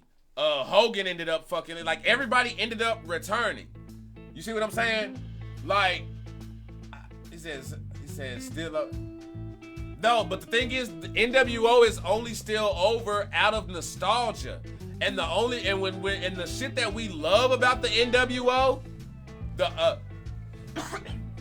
the reason why they're over right now, think about what we're celebrating, is exactly what I said. 96 to the end of 97. That's the only shit that we're celebrating with the NWO. Even right now, the NWO being over is only because of that shit that happened between 96 and the end of 97. Everything else they did after that was trash because WCW was gone. That's why they went to WWF. Nah, bro. Nah. WCW started being trash in 99. WCW started falling off in like 99. Really 98. 98, like in 98, like half of 98, WCW started to fall off. And it wasn't until 2000 that people were like, people just stuck around out of habit. You know what I'm saying? People just stuck around out of habit. That NWO shit was lame as fuck. This man just said DX is overrated. You're gonna have to explain that one to me, bro. I'm sorry. You're gonna have to explain that one to me. You're gonna have to end that one to me. Not only that, not only did they end the Goldberg streak, that hurt the business when they did that. That hurt WCW when Kevin Nash took that belt off of Goldberg and ended that streak. That fucked that was one of the nails in the coffin for him and hurt the business because it was NWO. But we got the publicist in here on the line right now because he obviously disagrees. But listen. First of all, Athena messaged me talking about, hey, yo, Archie talking about Bloodline better than NWO. Slow your horses, all right?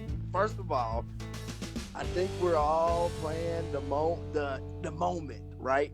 The Bloodline is great. Yes, don't get me wrong. The Bloodline is a good story. It's a nice story. Don't get me wrong. It's a nice story. Now, you saying they're up there with NWO? Yes. Ooh. Yes, because the only thing, bro. Hold on. Give me a good NWO storyline. Well, okay, I'm not even gonna go with storyline. I'm just gonna go with the impact, right? So you said the Bloodline, the best story going, the best thing, period.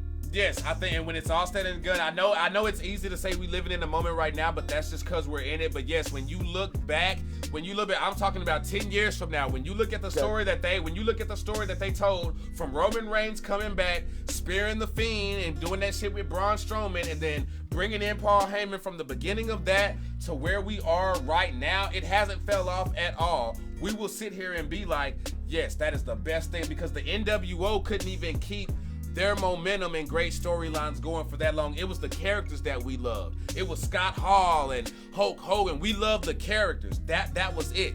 The storylines were trash. The matches, there were a whole lot of trash-ass NWO matches. Well, hold up. Let's not bring the matches because the 90s era in general, there was a lot of trash matches. Let's keep a spade to spade. For sure. So what just NWO? Let's keep a spade to spade.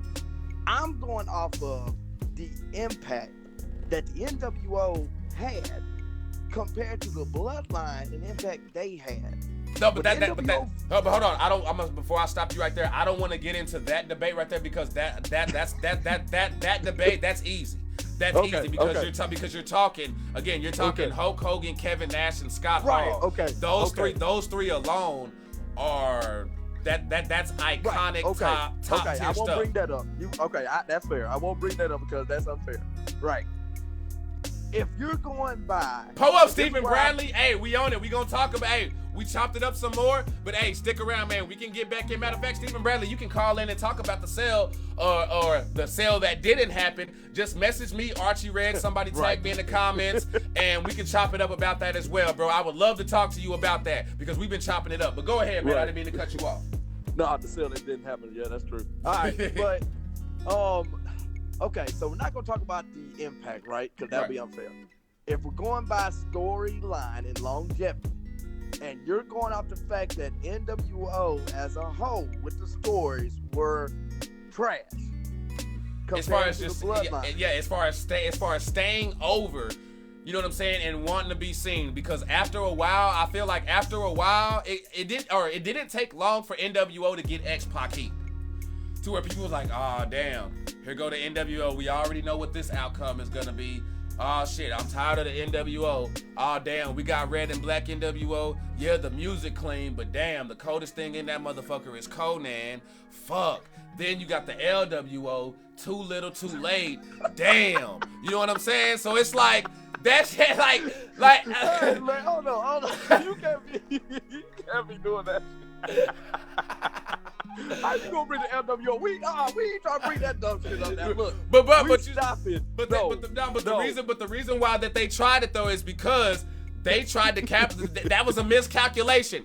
R.I.P. Eddie Guerrero, I love you, my man. But that was a miscalculation on their part because they tried to capitalize. They thought NWO was fucking Stone Cold Steve Austin and The Rock type stature that they could capitalize off of, you know what I'm saying, by that name. And when they went to LWO, they quickly found out that, bro, people tired of that shit already. Like, do something else. And that's my point. I feel like that the Bloodline, people are underestimating how long and how hard it is to stay over this long and for people to care. If this was anybody else, and we've seen it where people were like, damn, get that belt off for Drew. Damn, get that belt off for Becky Lynch. Damn. Well, hold up. People are saying the same shit about Roman right now, about getting that belt off his ass. I will say... Go ahead. I'll let you finish first before I go. Go ahead. I will say this, though. Here's why I feel like the Bloodline will get it over for me. Me personally. If you talking about want to get better NWO, make sure that the end game, as far, you know how Evolution did it with Randy Orton, right? He was in the group and all of a sudden he became world champ, and then that got Randy over. Yeah. If you really want that Bloodline story to really hit, watch what you do to what's his name, the Enforcer. Like, Solo? Yes. Solo? Yes, bro. I'm curious about him, bro. If you really want this Bloodline to go over big time, let him take over the reins and somehow go over Roman. You know what? I'll give you one even better. Because let's be honest, the Bloodline ain't gonna be forever. You know what I mean? No, it ain't gonna be forever. I could tell you like this. They can't lose. No matter either one, whether it's Solo, whether it's Jay, whether it's Jimmy, or whether it's Sammy. When that time comes, of course, Sammy being the last option before y'all start going in there. Oh yeah, he would be the last option to like dethrone, bust this up, or take the title, anything like that. Any of those other ones, either of the Usos or Solo, could do it and it would work because Jay has already shown that he's main event Jay and he can carry it. Jimmy, let's be real, he needs it, and that would be a good push for him if he can prove he can stay the fuck out of trouble, you know what I'm saying, long enough and be trusted with it. He can do it because his promos and all that shit is just as good as Jay, and then Solo is Solo. You know what I'm saying? Like, that's legit, and that's the foreshadowing I feel like people can see. The way he just be standing there, the way Sammy done came in and kind of just got pushed to the side while he's just kind of like, well, damn, I am still here, motherfucker. I agree with you on that they have to be careful with how the end game, because the end game can fuck this whole thing up. They cannot Seth Rollins and The Fiend this at Hell in a Cell. Oh, they cannot do that with this because that will fuck this up. But I love the Fiend. I do too. And when you were talking about people wanting to hey, and Marvin, I'm gonna get back to you about this whole DX being overrated thing because I disagree with that. What? Yeah, Marvin, you said that? I disagree with that heavily. No, hold on. I'm gonna get to it. No, we need to stop that right there. No, hold on, because I want to get to the Roman thing real quick where you were talking about people. Listen, y'all done got the publicists fired up. Where y'all were talking about the people who are bitching about Roman Reigns holding the belt too long or whatever. Those are people who those are opinions I don't want to hear from because those are people who don't understand booking and they don't understand the business. They are sitting there, their whole deal is their butt hurt, cheap answers. Oh, he's just holding it too long. Or they're still on that Roman Reigns bias when he was still being force-fed down people's throat. You know what I'm saying? Oh, I'm sentimental. I don't want him passing up John Cena. I don't want him passing up. Not funny. You know, it's real easy to be cynical and pessimistic now. So a lot of them are on that bullshit and they're clueless. Like, these are the motherfuckers who are posting their WWE 2K cards and they think they got a fire-ass card when they got motherfucking Dick the Bruiser in a triple threat match versus fucking Kamala and John Cena and be like, oh man, look at my card. If I was like, shut your bitch ass up. You don't know how to book shit. Sit back, keep giving them your money and enjoy the show. Now, this DX situation. Yeah. Warpath. I have seen the comment that you made. I've seen this, and this has been trending actually in a lot of my wrestling groups where a lot of people are all of a sudden starting to clown on DX, and they brought up the point that Warpath brought up, talking about, well, after Shawn left, they went downhill, and when it came to main eventers, that they didn't live up. Let me poke holes in that real quick. Arjun, can I go ahead, Arjun? I'm gonna rebuttal after that. Go ahead. Okay. The first thing is when Shawn left DX got bigger. It became a way bigger deal after Shawn left because remember, y'all may be looking through this with rose-colored glasses, but before Shawn left, it was just Shawn, Triple H, and China doing a fucking bear hug, tossing Marlena all over the place. Rick Rude, that was, I mean, Rick Rude, you a legend, but at that time in DX, didn't mean a damn thing. You know what I mean? So it was really just Shawn Michaels and Triple H, which at that time, Shawn Michaels was the only main event. Triple H wasn't main event and shit. Triple H was European title. You know what I mean? And that's where I wanted to get to. Yes. As soon as Shawn Michaels left, Triple H that's how Triple H got elevated up. Seriously, he was only Europe. He was only European. IC title. And matter of fact, his IC title run was a joke because The Rock took it off of him. And this when The Rock was corny, trash ass Rock. Got the championship off of Hunter Hearst Helmsley before he turned into Triple H. So I disagree with DX being a bigger deal and being bigger before Shawn left. And then also the main event thing that you were talking about. Triple H main evented. DX is one of the most decorated tag teams in tag team history.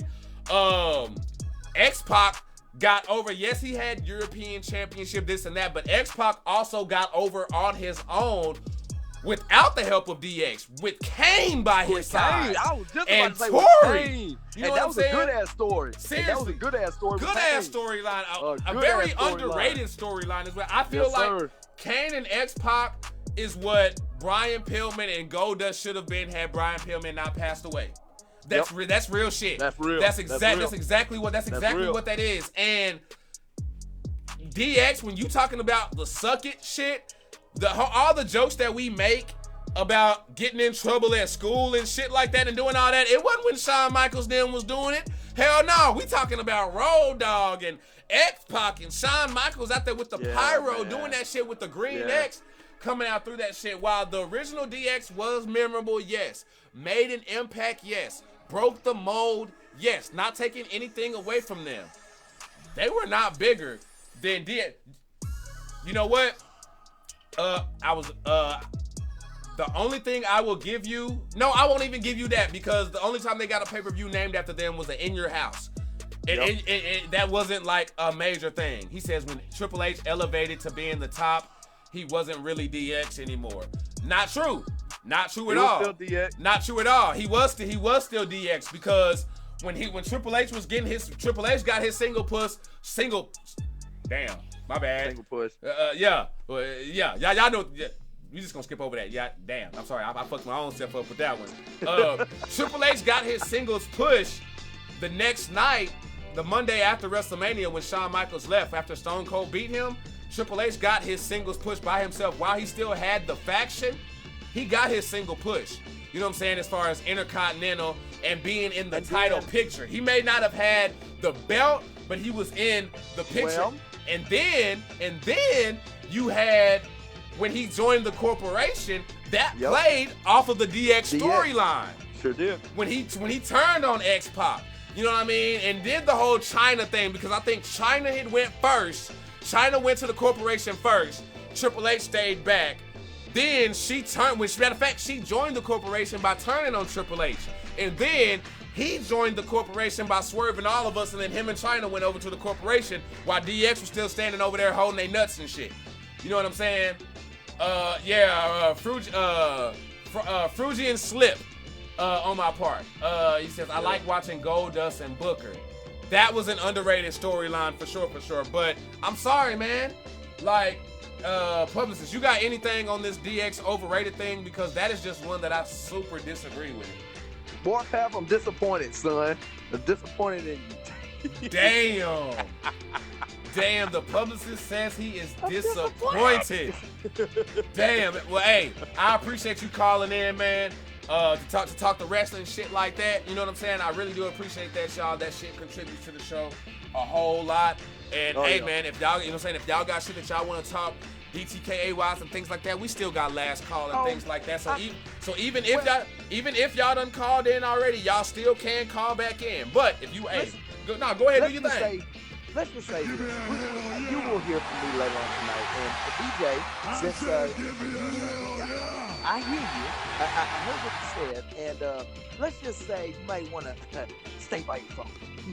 Oh shit, VJ, you heard that? Lauren Eason, appreciate the like. But Leo Blade just told VJ you may want to stay by your phone.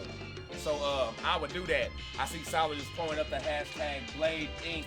in the chat right now. Y'all, I'm gonna stop this beat right now because I love that shit right there. That shit sounds groovy. That shit sounds super groovy. So I'm gonna bring that back at the when we come back after the breaky break. But we gonna go ahead and pull up, y'all. We will be right back. Don't go nowhere because I still got more shit to talk about. We're gonna talk about, did Mandy Rose really say that shit? We're gonna talk about Hurt Business tees. We're gonna get on Gangsta Dominic and things like that. Tori and them hoes, who really attacked Buckeye, and a whole bunch more. So remember, y'all, Kool-Aid so good, even a diabetic could drink it. And if your ass ain't sipping, you're tripping.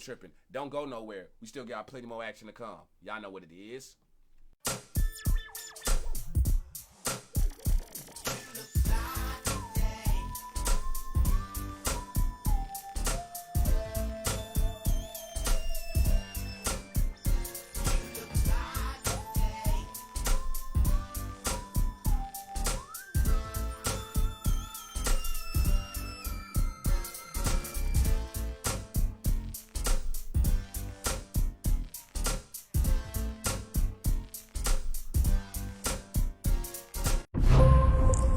Hey folks, it's the Big Bad Baby Daddy once again.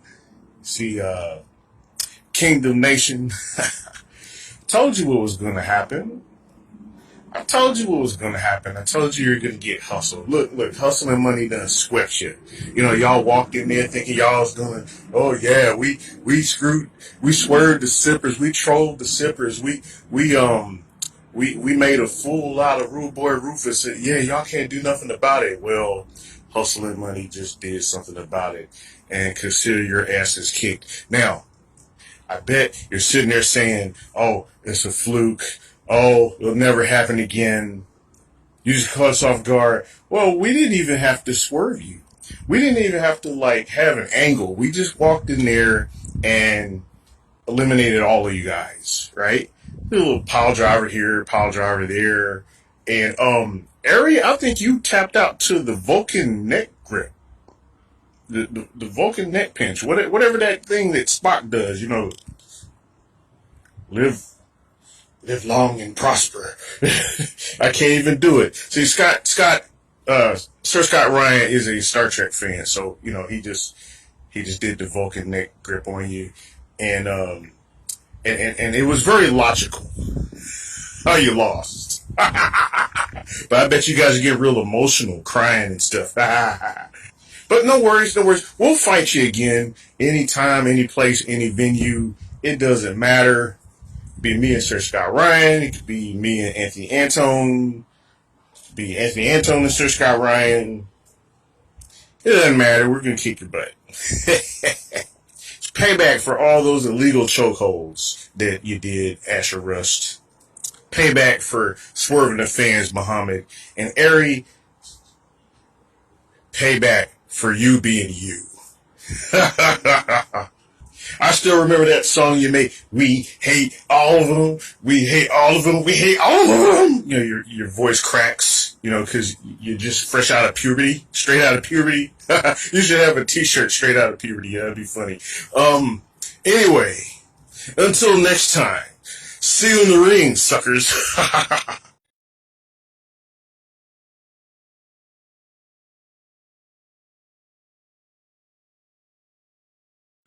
I can't with y'all. I can't with y'all. Y'all too much. Y'all too much. My man Ali going with the straight out of puberty shirt and the just yo. Hey, Ari, you probably missed that shit too. You probably missed that shit too. Ali out here going in on that ass right now, sipping. So hey, go ahead and pull up. Don't be alarmed or anything like that. Chat and thing is still right here, so y'all pull up in the comment section, hit the likes and things like that if y'all want to see shit go off and whatnot. And okay, there we go. I got scared for something like, oh shit, are them hoes about to pop up? And there they do. But yeah, let me go ahead and address something that I saw during that break right there. My man Anthony Antone said that DX was WWE's version of NWO. See, I'm so glad that I actually got grown folks in here where we can disagree, you know what I'm saying, but still be adults about the thing and still be cool and shit like that, because I like that. I don't like people agreeing with me all the time. So that I like that we, you know what I'm saying, I love having conversations with people with differences of opinions, because we gonna talk this out. I completely disagree. No, you're wrong. This motherfucker remind me of motherfucking the British dude on Family Guy and shit like that. Oh, Reginald, pull up, skirt. I disagree, and then just dry the fuck off and shit. Real shit. He said this man said he gonna Ari this bitch out. Oh shit, I see what you did there. You out there doing a little play on words there. Kind of the same thing if you mix them up. But I feel like DX was super different than what the NWO was doing, and I'm not gonna lie. I will credit this from watching the matter of fact, you can just watch the WCW, the Monday Night Wars on Peacock, and it'll give you the insight on this, because they sum it up very perfectly.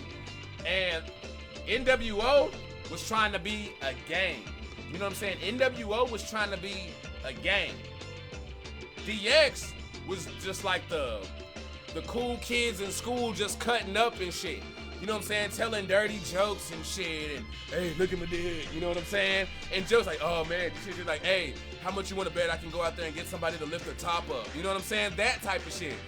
NWO wasn't doing that type of shit. So while they had a crew, yeah, DX and NWO, completely separate. Completely separate deals. Now, let's go ahead and talk about some juicy shit right here. So, on Sunday, y'all brought up the a best of 7, or y'all proposed a best of 7 between the two Dope Boys and the Hit Squad. Yeah, we got real drug problems around here at ETKA Promotions. But it's okay because they performed, damn it. I'm sorry. I love seeing crackheads do 450 elbow drops off the top rope. It's entertaining. You know what I mean? I love when them bony ass knees go across somebody's face, because I'm just thinking, damn, I'm just glad it ain't me. But I talked to the boss, and that has been approved. But the way he's gonna do this is he's gonna count the match this past Sunday as part of that best of 7 series. So that's 1-0 for the Hit Squad, and we'll be bringing up round 2 on that. You know what I'm saying? We'll be bringing in weekly. You know what I mean? Most likely won't bring that shit to you on Thursdays because I like this format. George, pull up, man, and obviously y'all like this format because I see I'm keeping y'all's attention and shit here without having any matches and shit like that. So there's no need for that shit no more. You know what I'm saying? We'll keep that on Sunday. What they said, DX also started as going against management.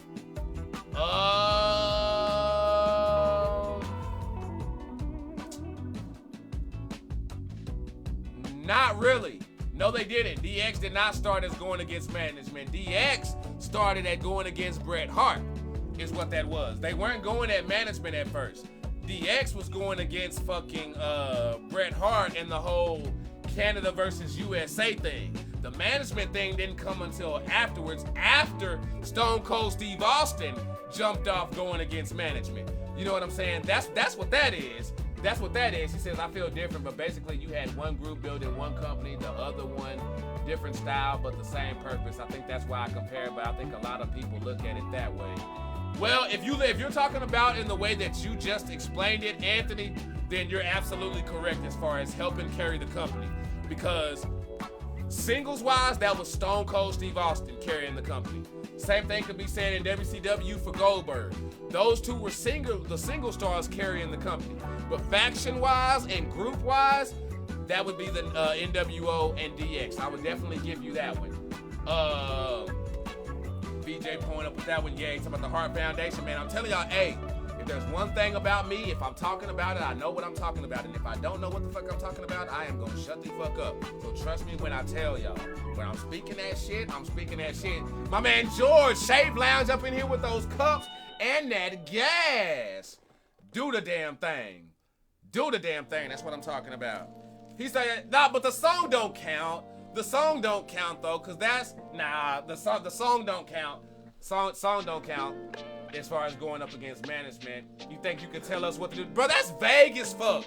You think you could tell us what to do? That's anything. I could be saying that to a group of motherfuckers who trying to tell me what to do. That like, I get it, but that's a vague term. Like, we can't sit here and necessarily say that line is talking about management and management only. That's vague as fuck.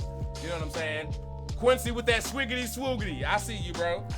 But, yeah, we will have a best of 7 between two dope boys, Crackhead Curtis, Methed Out Murphy, and the Hit Squad, Dub and Dab. Or Bud and Dab, not Dub and Dab. Fucking me up. Now, we're gonna keep it pulled up. This whole attack on Buckeye situation. 2 weeks ago, she got attacked backstage. Same night, she gets attacked during her match. All kinds of rumors start circulating. Was it Chanel Baltimore? Was it Valentine Van Sice? Was it Athena? All these type of questions and theories have started coming out, and one of them got debunked. Like, we know it's not Chanel or anything like that. Like, we pretty much got that one all out the way. Now the suspects are Valentine Van Sice, she was popping. Kojima has popped up. People are bringing up the height, which has Athena on people's tongue because Athena is a tall bitch. You know what I'm saying? I don't know what to think because this past Sunday, we were supposed to get that reveal. And we got the costume coming down. The next thing you know, we see some chick named Isabella. I don't know who the hell Isabella is. Like, I don't know if that was a guest role, a guest recurring role on Dora the Explorer or something. I don't fucking know. But she showed up. We thinking, okay, we found this is who the fuck that is. I mean, she got the moves. You know what I'm saying? The moves match up. You know what I'm saying? Her moveset was the exact same. So it's like, oh shit. That kind of makes sense. You know what I'm saying? The music.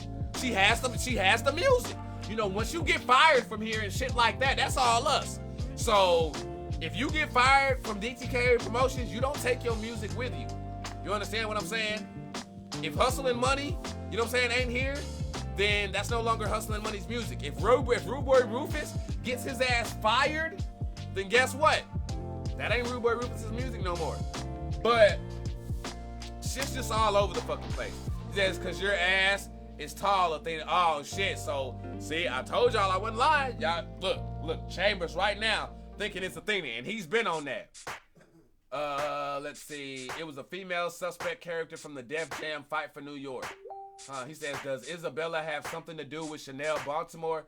No, nothing at all. No, there's no relation. There's no backstory. There's no fucking working, being employed by anybody. There's no connection whatsoever. There is no connection whatsoever between Isabella and Chanel Baltimore, because trust me, I got on that shit immediately. Me and the boss got on that shit right out the gate. You know what I'm saying? We started calling around. We started hitting people up. We started asking us like, hey, motherfucker, because y'all know me. If y'all dealt with me, y'all know. If I even suspect you are using like multiple profiles or hiding behind another profile, I'm going to check your ass. You know what I'm saying? And I'm not going to let you debut or show up to DTKA until I feel that you a real motherfucker. So, it's just fucking crazy. Warpath says it's Foxy.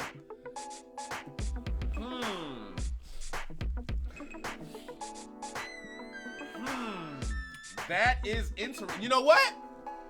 I know why that's interesting, because somebody threw that out on Sunday as well. Somebody, I don't know who it was, but I did see a sipper say that it was Foxy. She does have the thickness. She does have the height. Her reason is what I'm gonna need. I'm not really knowing what Foxy's motive would be, but that's not enough to rule her out either. So, shit is crazy. And it gets even weirder because while Buckeye is facing Isabella, fucking another run-in happens with the same fucking costume. So, whoever did the run-in, whoever this is that's fucking with Buckeye, knows Isabella. Damn. Quincy with the share, I appreciate it, my good sir.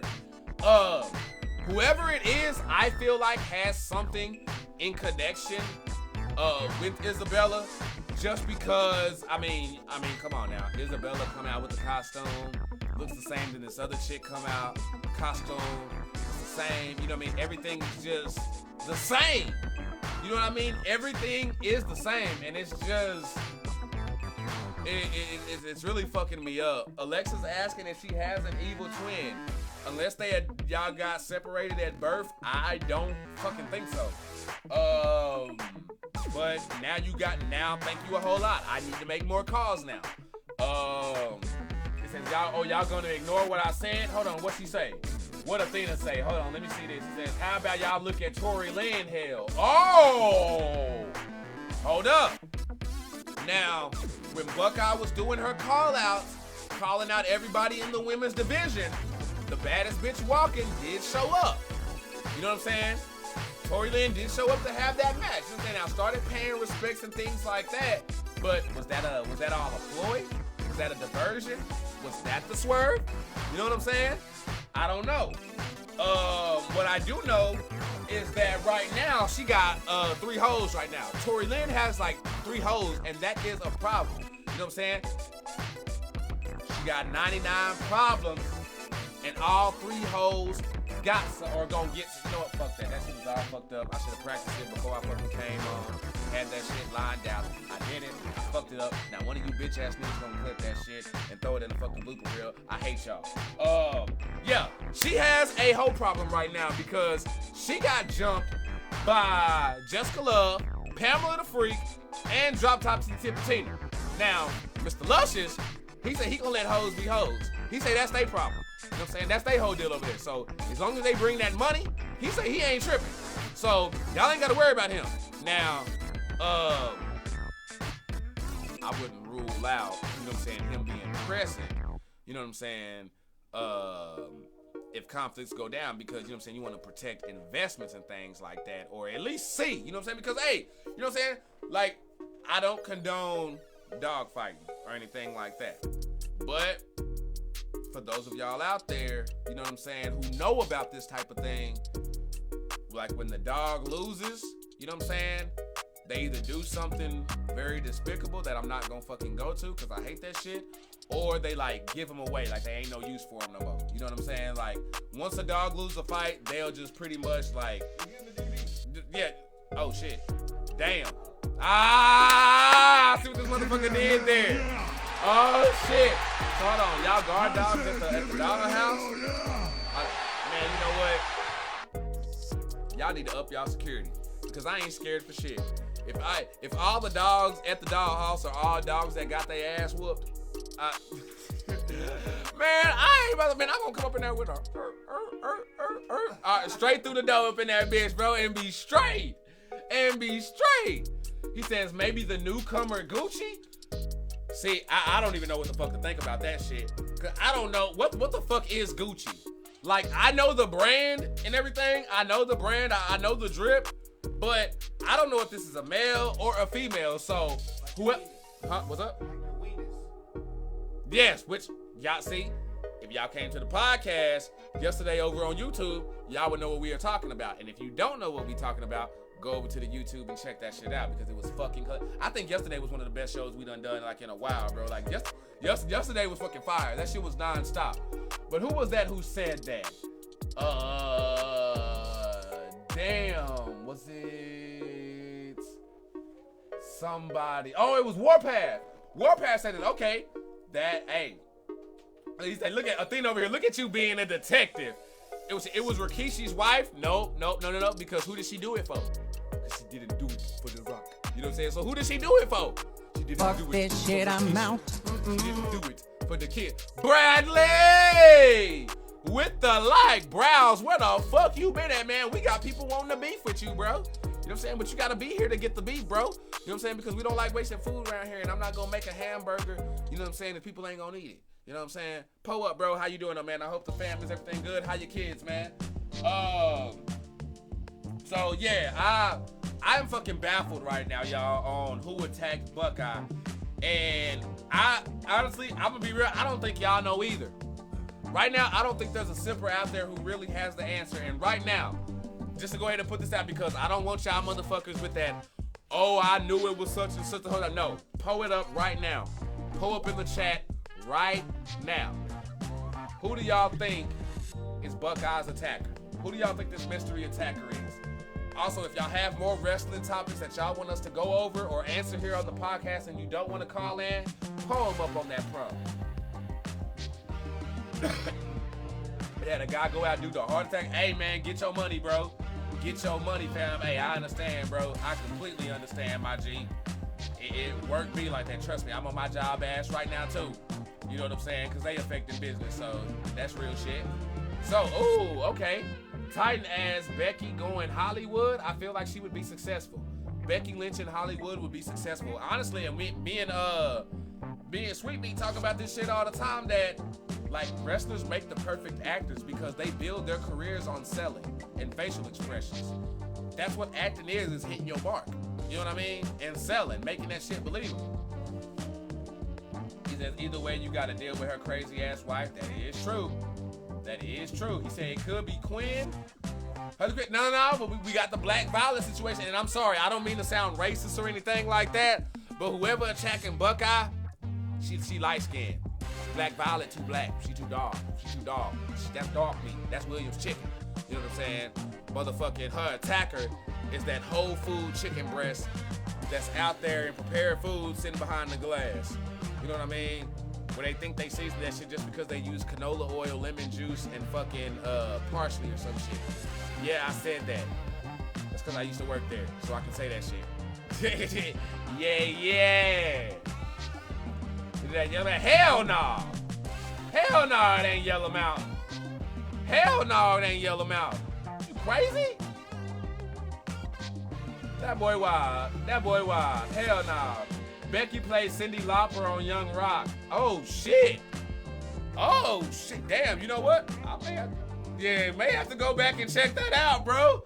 Like real shit. Cause I've seen a couple episodes, and I gotta be real. Just the 2 episodes that I saw, I was entertained. I was entertained. So by you throwing that Becky Lynch thing out there, I think that's enough to I think that warrants me going back and checking that out.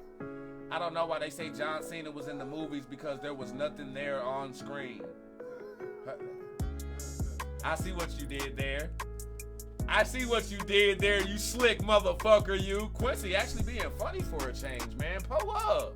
Doing the damn thing. He said, old chicken head. Pull up. Pull up. All right, y'all. We're going to keep this thing going.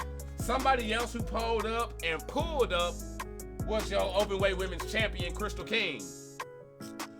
Jeff Black actually called you out, Bradley. Or Browse. I'm sorry, y'all know me. I'm the instigator commentator. Yeah, Jeff Black was talking shit in the DTKA Promotions group page or whatever. The boss checked him on something or whatever. But, you know what I'm saying? You may want to go up in there, look in there, chime in or whatever. Also, now that I think about it, I may have to add you to the group chat. I don't think I did. And that may be my fault. But, yeah, it was Jeff Black, bro, who was talking shit. Your openweight women's champion pulled up on Sunday. Because just like Buckeye, she's been looking for an opponent. But see, the thing is she's holding gold, so you would think somebody would step up. You would think somebody would be like, hey, I want what you got. I want to be champ. I want my ass whooped. But nobody did that. Maybe because of that very fear. So she decided to pull up. Yes, there was a 5 Extreme Rules match, some shit like that. And everybody came out, did their thing. I'm thinking, honestly, I thought it was a 4-way. I thought it was a 4 ways to get fucked up kind of match. And then Crystal King just pulled up like, hey, since y'all ain't gonna bring it to me, I'm gonna bring the ass whooping to y'all. And it worked because she made it down to where it was just her and Desperado Chavez as the last 2 women standing in the ring. I got you, Browse. I'ma add you, bro. That's on me, fam, slipping up, man. I gotta start writing shit down more. I don't do that shit enough. Like, I write shit down, but I'm not writing enough shit down, and I gotta do that. What's it called? Desperado Chavez. Yes, that's where I was. Desperado Chavez and Crystal King were the last 2 standing, and Desperado got the dub, though. Here's the thing. That dub would have meant more and would have helped her more had she stepped to Crystal King in the first place. And honestly, I think being in the ring with 4 other people kind of made the job easier for Desperado Chavez. So like right now, I don't think Desperado has any bragging rights when it comes to the victory against Crystal King right now. I really don't. Yes, I know they went 1v1 at the end and they were the last 2 standing, but last I checked, there were a few other women in that match. I don't fucking have it here with me, and honestly, I don't fucking remember right now. I'm so fucking hyped. I don't have my fucking card in front of me right now. Let me pull that bitch out, though, because I like being factually correct on what the fuck I speak on in this bitch. Oh, here we go. Here we go. So, we had Charmin Watts, Valentine Van Cise, and Kojima in that match. Those are worthy opponents. You know what I mean? And Crystal King saw each and every one of them in that match. She got softened up. You know what I mean? A thing to say, Archie, you getting old. Please don't remind me. Please don't remind me. The only thing saving my ass is that I look 24. Like, honestly, like, I probably look younger than Sweet Meat. Like, I'm not even gonna lie. Like, I probably look... You can't grow hair, bitch. Okay, that is true. If I was able to get my shit down here like this motherfucker here, I would be able to have something. But yeah, I kind of got a little issue right here. You know what I'm saying? A little physical defect. You know what I'm saying? Focally deprived. There you go. There you go. I'm focally fucking deprived, damn it. Like, my shit just, my shit, hashtag tap like Archie's follicles. Them shits tapped out years ago. Because if for a while I was able to use my adolescence as a reason on why I can go to like, oh man, I'm just 17. You saying my shit just coming in late. You know what I'm saying? My shit peach fuzzy. Man, shit, by the time I hit 22, I had no excuses. I had no excuses. And then but I was still making them though. I was like, man, okay, it's 22. You know what I'm saying? I was a late bloomer. I'm damn near in my mid 30s now, y'all. And my shit don't connect. To the point where I've had to refrain from getting rid of my chops and just revert back to the thin sideburn line and shit that go down. You know what I'm saying? On that shit. He said, I wish I was struggling on growing a beard. Yeah, Bradley, but see, your thing is, Bradley, you will just shave everything, like you will just straight like naked your face but then bring it back out to a full beard that all that shit go, only to do it again. Like, bro, you need to do that Triple H. You know what I'm saying? Where you got like just that you know what I'm saying, that little clump of it. Or have y'all ever played Rumbleverse? You know what? Even if y'all haven't, I'm gonna run that on y'all for stream. That and The Witcher. Ooh, you know what? I have a discussion to have after this stream. We gonna pull up. Oh. So yeah, we went over that. Oh, okay, let's talk about it. Let's talk about it. Let's talk about it. Let's talk about it. Let's talk about it. This man said mid-30s. I remember being young. Now that's the part I disagree on. Now, that's young, and at the same time, that's fucking old. Because 30 is too young to die. You know what I'm saying? And things like that. Hell, even in your 40s. You know what I'm saying? You got people dying in their 50s and people being like, damn, they died so young and shit. But 30s, I'm sorry. Not young. When you in your 30s, I don't want to hear that, oh, you young shit. Not when you in your fucking 30s. Because when you started, as soon as you start to recall shit from 20 years ago and shit like that, and you remember being conscious and remember those emotions and shit like that, nah, you're old. You're old. As soon as you got 2 decades up in your shit, memories, now I ain't saying when you 20, you old, nah. You don't remember shit from when you was 1. Bam. No, because you can't get into 25 and up yet. Once you get there, you know what I'm saying, then you know what I'm saying, we can revisit that discussion and shit like that. You gotta get into 25 and up first. But preschool at that point. Damn. Archie look like he got a few horses out back. Archie got a weave beard. See, damn, man, why y'all firing me up? What the fuck I do, man? Y'all do why y'all getting on my face? Y'all gonna make my face hair start crying. Y'all gonna make my mustache start crying. AKA start sweating. Motherfuckers. Well, what the fuck did I do to deserve this? Did I not get to y'all call fast enough or something? Like, did I commentate y'all's match wrong or something? Did y'all not like how y'all were building? Why y'all firing me up right now? What did I do? And Athena over here instigating, fire this man up. Oh shit. Let me pull up. So CM Punk has some comments on Roman Reigns. Y'all know CM Punk and Roman Reigns not on the best of terms. Can't stand each other. But CM Punk said something that I agree with. And it was that what they're doing with the bloodline right now is what they should have done with Roman Reigns the second they saw the fan backlash from being forced down people's throat. Now, that being said, you can't take away with what's going on right now. You know what I'm saying? Everything happens for a reason. Yeah, I understand the cheap ass cop out, but that is not why we're here. He is right. Had they done this with Roman Reigns back then, it would have worked, because guess what? While they were still force feeding him down people's throats, one of the guys who y'all like to laugh at all the time and blame for shit, Bruce Pritchard, was saying that exact same thing on his podcast. You go back and listen to Something to Wrestle With. Before Bruce was even hired back at WWE, before he even went back to TNA, he was still at MLW. He said, if you want Roman Reigns to get over, turn him heel like they did The Rock and shove it in the motherfucker's face who was knocking him at first when he said, now see, Warpath, that's disrespectful. You almost made me hit stream ending. Like I almost brought up my end screen right now from that bullshit. This man said I got ab implants. That is that damn. Now y'all you went for the jugular, bro. Like why you gotta hit below the belt, bro? Y'all know I work hard for this shit. Y'all know how to hit a motherfucker in the fields. Y'all, god damn. Hold on, give me a minute.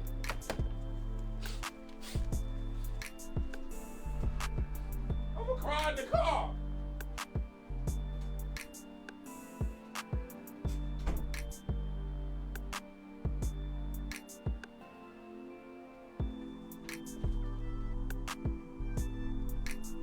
Y'all like really made him go like cry. He over there doing sit-ups and shit. So like, I really don't appreciate y'all. Hey, y'all, he is hurt. Like, he is truly hurt right now. You never respect a man in his crutches, man. Like, what the fuck? Like, he literally did. He did the. I'm here every week, bro. He back though. On Sundays, bro. I'm showing up, bro. Motherfuckers got church and shit. Fucking Sunday football season and shit. Fucking motherfuckers. None of that bullshit. Then I gotta fucking roll weed on the fucking air and shit. Y'all made me bring my bag in. Ooh, yeah. I hate y'all, motherfuckers. Y'all motherfuckers, man. Hey, I don't want you bitch ass niggas clipping this shit. Fuck y'all. I'm about to roll the fattest blunt y'all ever fucking seen on the fucking line. I wasn't even gonna fucking smoke. I was gonna be a good boy today. I was gonna be like, nah. I was gonna be like, you know what? I'm gonna implement the DARE program today and shit. I was gonna fucking go in, but nah. Y'all motherfuckers wanna start shotgun shit and shit. Talking about my ass faking shit. Like I don't be going to the fucking gym at 10 o'clock at night, get to the fucking house at 1 fucking p.m. and shit. And all that fucking bullshit. Man, this the fucking bullshit. I'm a man, this motherfucker. I ain't hate rolling blunt since I was mad at that bitch, man. This the fucking bullshit. Y'all get on my motherfucking got me fucked up. Talking about my motherfucking abs faking shit. The fuck I look like? Ain't no fucking LL Cool J. The fuck is this shit? Talking about fucking ab implants and shit. Next thing y'all know, y'all gonna fucking sit there talk about fucking wave implants and shit too. The motherfuckers with the fucking headband on and shit with the fake ass waves on the top and shit. God damn, y'all gonna get the motherfucker. God damn, this gonna be a soggy ass fucking blunt. God damn it. God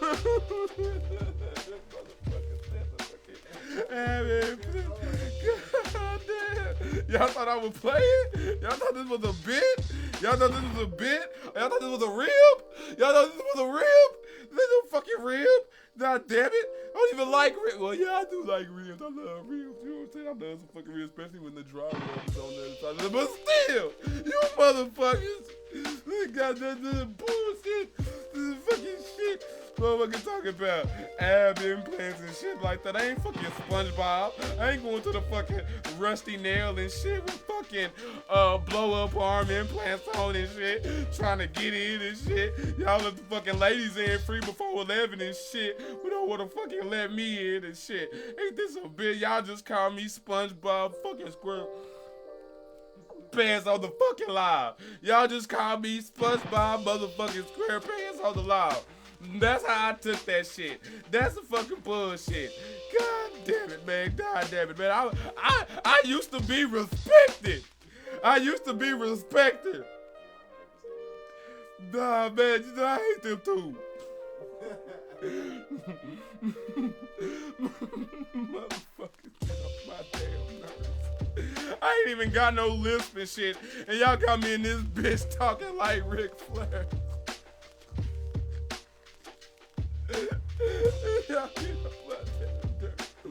What the fuck is this? I am not motherfucking Jake Hager.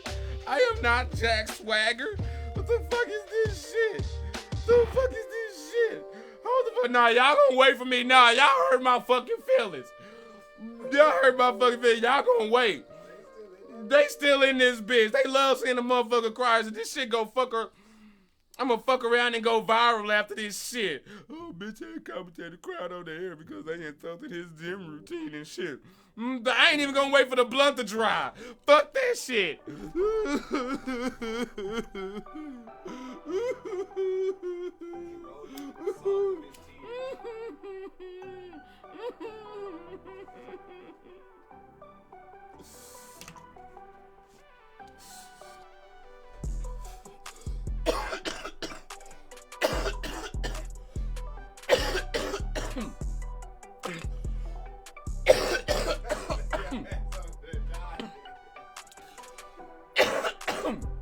Now fuck y'all. I'm gonna sit here, roast me and shit. Yeah, I'm on y'all ass.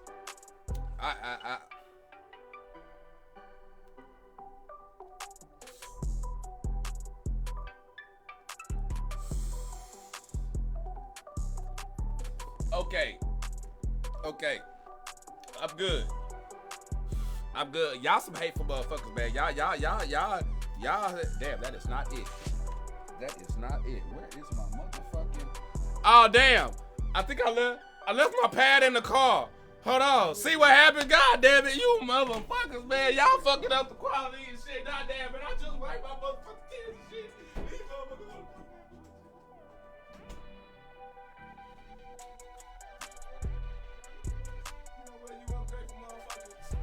For y'all, y'all know what I'm gonna do. Y'all know what the fuck I'm gonna do. Y'all gonna fuck around and I'm about to be real imposing on y'all motherfucking time. Y'all gonna fuck around and I'm gonna speaking of DGKA this bitch on a Monday and shit. You know what I'm saying? But fuck y'all shit up. Nah, I ain't gonna do that. But up next though, you know what I'm saying? I got my shit. Yeah, CM Punk was accurate. He was correct on that. But what I can't fucking believe. Yeah, in all honesty, he says, was your car in the living room? I ride a Vespa. Yeah, but nah, y'all, in all honesty though, I'm getting tired of talking about this shit. Like, I'm over the Mandy Rose thing. And there's been news coming out. Like, honestly, I was done talking about the shit when I talked about it here on the show. But every day since then, there's been news coming out about Mandy Rose to the point where I'm like, bro, I don't give a fuck. Like, I don't give a fuck. I am so tired. I'm so burnt out. Like, I don't give a fuck about hearing it. But it's like, by the time we got to today, I had no fucking choice. Like, I had to bring this shit up because I was so fucking upset. Yo, DB, what's happening, man? That I had to bring this up. And what I'm bringing up is Mandy Rose went on a talk show. Y'all may have seen the clip where she says she was not told to do, or she was not told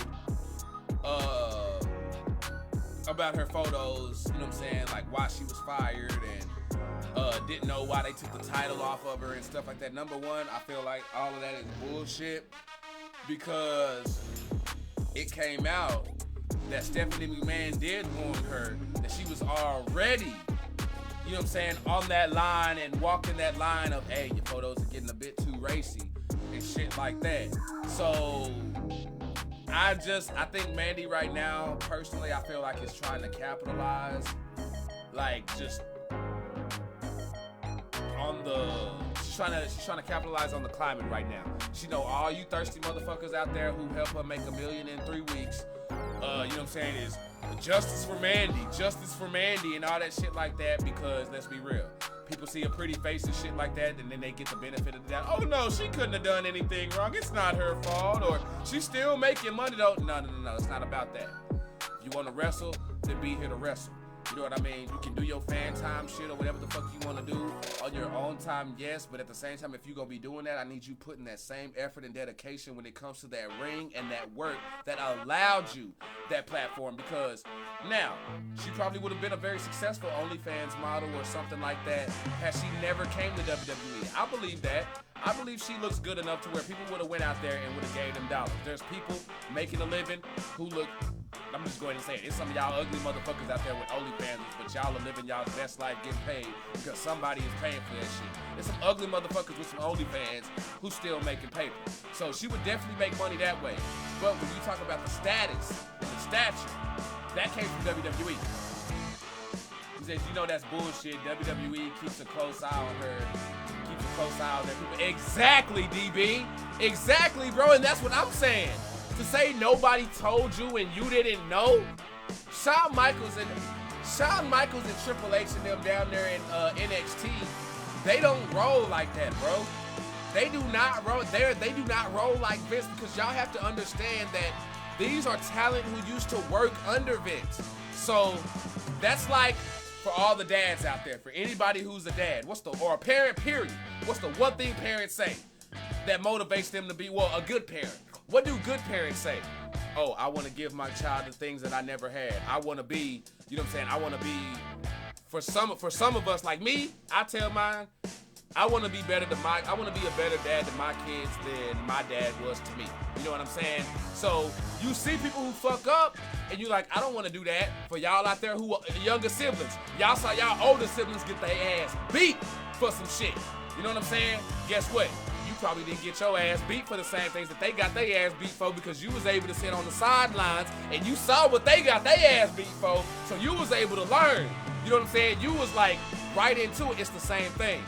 Triple H, Shawn Michaels, while they stayed in WWE and did business because it's just that, a business, they're not going to make the same mistakes that Vince McMahon made while they were talent or the things that they didn't like about handling business. They're not going to behave that way.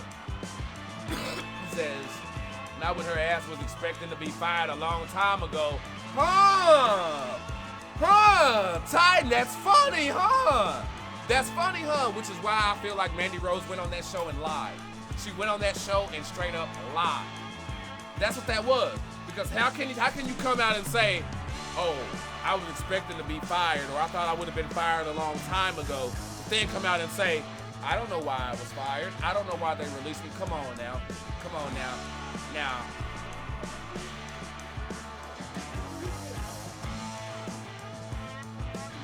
Hey. I understand some of y'all want to clap them cheeks and things like that, but if you ever had a bad bitch before, you know what I'm saying, then you already know. That pretty face shit don't, hey, okay, man. Like, I'm sorry, I'm over it. I'm over it. It says, now Nas trying to get those NXT talents money. Bro, that's what I'm saying. Triple H and Shawn Michaels and them, they're trying to get their talent to make money and to get more opportunities. Travis Litch, Dubs and Stash with the like, appreciate the love. Like they're doing right by their talent, and I don't believe that they would do something shady like that. He says, can we get a Archie versus a pimp on a pole match? Hell no. Hell no, the fuck you cannot. Alexa, there are times where you be doing good, and then there be other times where I just want to throw you in the block section. Don't say that shit no more. Please don't say that shit no more. I kid. But you know what I'm saying? You support a lot. I ain't gonna throw you in the block section. But don't be, yeah, don't say that shit no more though. Don't say that shit no more. You say I listen to Busted Open every day, and Bully Ray even called bullshit on Mandy. Hey, and that people give him flack, but Bully Ray, when he's talking behind the scenes shit, not once do I think he's lying. The only thing that I say that Bully Ray, and I won't necessarily say he lied on, Michael with the likes. Stay sipping, man. Hey, get some cups up, pull up. I feel like he remembered incorrectly where he tells the story that Bruce Pritchard had them take some pee samples over to the lab, so him and Devon had to transfer other people's piss back to this lab. No, he was just transporting medical kits that were unused medical kits used to piss test people, but there wasn't anything in them. But other than that, when Bully Ray talks behind the scenes shit, he's never said anything that I feel like has been a lie as far as what happens behind the scenes and how stuff orchestrates. But he says, so basically AEW won since WWE got sold? No, that is not what that means. I know a lot of people love to, let me bring this back up real quick because a lot of y'all want to talk about it, and honestly I don't want to keep Mandy up on there. This is the thing that everybody want to talk about right now any damn way, so we're going to keep it pulled up. So, right now, WWE is talking to Disney and ESPN. Might as well just say Disney because ESPN is a property of Disney. ABC, all of that. AEW don't need to worry about WWE. Nothing that WWE does is going to mean a victory for AEW. because AEW has their own internal issues that they need to get correct. AEW needs to work on their pacing, storyboard pacing. They need to work on their money spending problem. AEW needs to focus on getting their talent on TV. They're super crowded over there. And this is something that I said before it even became a problem, which you can go back and check the archive over on YouTube. That's just real shit. Like, AEW has so many other fucking problems that WWE being sold is not a victory for them, because guess what? Just because WWE's being sold doesn't mean they're going away. WWE's still gonna be there, and as long as WWE is still there, they're gonna be the top dog. They're the big leagues. If AEW was the big leagues, Cody Rhodes wouldn't have left and went back to AEW or went to WWE. I promise you that. If it was the big leagues, he wouldn't have left and went back. That's just real. AEW's not winning shit right now. They have their fans, yes. Do I watch AEW? Yes. Do I root for AEW? Yes. But AEW still has a long way to go before they are the major leagues. They do. Because they're just way too many issues right now. Just way too many issues right now, man, that they need to fix before they're even considered. That why does this music remind me of Princess and the Frog? Shit, hey man, that's my motherfucking jam, bro. Hey, we talk about this shit all the time. Y'all gonna stop playing with Disney and the tracks, yo. They be cranking that. If Disney was to drop a mixtape, hey, Disney could drop, bro, I'm telling you, if Disney dropped a mixtape, fam, hey, number one, what I love that Disney has always done, and I know this is wrestling, but I'm going outside right now. I love how Disney, when they do their voiceovers on singing, the person who's doing the actual dialogue, if it's not the same person, it's not too far off from the singing. Like, you ain't gonna hear somebody with a squeaky ass voice start singing like fucking Scar, be prepared, and shit like that when they start singing. Like, they always keep it together. But, yeah. So nah, AEW ain't won shit. They ain't won a damn thing. I will say, however, another thing with this whole sale to Saudi Arabia, I automatically knew it wasn't a done deal, because when things like that happen, you watch how you book. If that was the case about it being sold to Saudi Arabia, Sami Zayn would not be the focal point and getting as much shine as he is with the bloodline right now. Why? Because why would you invest that time and money into something that's not going to be long term and it's just going to be up just like that? WWE doesn't work that way. Anything that they invest time, money, and television time into is to succeed and to build. So that's not going to happen. MVP.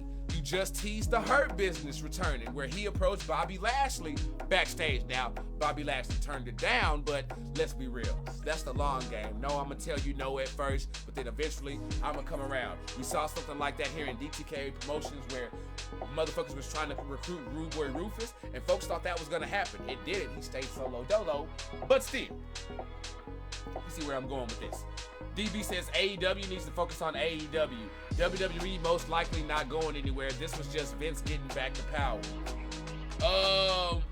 Yeah, I think that right now, yes, Vince is back in power to where no, you can't tell me what to do and run my company and shit. I won't go as far as to say that they won't get sold though. Like, if they do get sold, I won't be surprised. Now, would I be surprised if this lingers for a year? No, I do not. Because if Vince is gonna sell WWE, he's gonna make the right deal. This is his father's company. You understand what I'm saying? Like, my man cries over talking about WrestleMania 1 and WrestleMania 3. You see what I'm saying? He's not just gonna do a bullshit deal. Crystal King, thank you so much for those cups. So whenever he does make this sale, it's gonna be the right deal for him, and he's gonna take his time. He's not just gonna rush and do it out of being spiteful, even though he came back and being very vindictive. Alexa, you telling me to buy WWE? Hell nah. I ain't got the money to buy WWE. I'm getting paid here at DTKA Promotions. And I can tell you right now, while the boss got paper, ain't got that kind of paper now. Let's stay in our range now. You know what I'm saying? Live within our means. You know what I'm saying? Let's see. So, yes, I believe that the Hurt Biz did get a teaser coming back. And I mean, why not? Why wouldn't you do it? The fans want it. The fans been clamoring for it. The fans didn't want it to go away. So Bring it back. Oh, whoop, that ain't it. I chose the wrong motherfucking thing. This is what I wanted to bring up.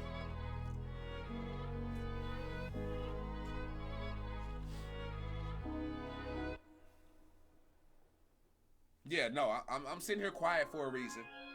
I'm quiet for a reason.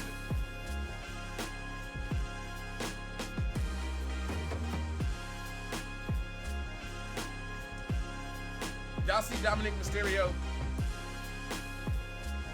My man went to jail for 3 hours. Probably wasn't even in there that long because he got bonded out super fast by Rhea Ripley according to storyline. And this nigga automatically come out like he done went to San Quentin or some shit. My nigga acting like he done had to make grilled cheese on the mattress and shit. Like he know about making noodles with just the hot water, no microwave. You know what I'm saying? Like he actually been in the yard before. Like, it's so bad, it's funny. And it's good that they're doing it as a heel because I gotta tell you, as corny as it is, it's so corny, it's working. It's working. Looking like a Playables character. Yeah, I done heard Playables character in Saints Row. I done heard San Andreas. I done heard Ballers jokes and all that shit. And they're all valid and they're all funny because they're all accurate. They're all accurate. Like, I'm sorry, this is one of those where the low-hanging fruit is gonna hit you in the face and probably go in your mouth. Yes, I went there. He said he went to Folsom County. See, there you go. No, I think it's legit because what this does is this just adds more heat to Dominic. This is what this does. So while people try to sit back and, oh man, what the hell is this corny bullshit? The reason why it's gonna get over and why people are liking it right now and they're not just shitting on it like a botch in the ring is because it's gonna work. It's great heat. It's that kind of heat of where a heel goes out, loses a match, and then comes back on the next show. I didn't lose. What the fuck y'all talking about? I didn't lose that match. What the fuck? What? Bullshit. Bro, we saw you get the one, we saw you take the 1, 2, 3. No, you didn't. I kicked out at 2. Bro, we saw you. No, you didn't. You saw wrong. Vehemently deny that shit. You know what I'm saying? It's cheap heat. It's cheap heat, but it works though. You say, hey, where's CJ? Yeah, drop this motherfucker CJ. You know what I'm saying? Doing a damn thing. But I think it's legit, and I think what became the weakest link to Judgment Day has now become the strongest link to Judgment Day. Dominic Mysterio is gonna be the reason, is gonna dictate the lifeline of Judgment Day. Dominic is, because once Dominic is done, Judgment Day will be done. Everybody will go their separate ways because just like the Bloodline, this is not gonna stay together forever. But as long as it is together, it's gonna rely on that youngster right there, and that's Dominic Mysterio. And Lil Homie done won me over. Y'all have heard it. I've been here on the archives where I was like, oh, hey, his promo game wasn't there at first. It seemed like he just needed to settle in, blah, blah, blah. I've had my criticisms of Dominic Mysterio, but I'm here to tell y'all right now where, hey, it's working for him. It's working for him, and I'm rocking it. He says, could you imagine if it's Dominic who ends Roman Reigns' title run? That, yeah, I would say not only is that far down the line, but you basically telling me I would have to deal with the Bloodline storyline for like another 2 years, and at that point, I feel like that would be too long.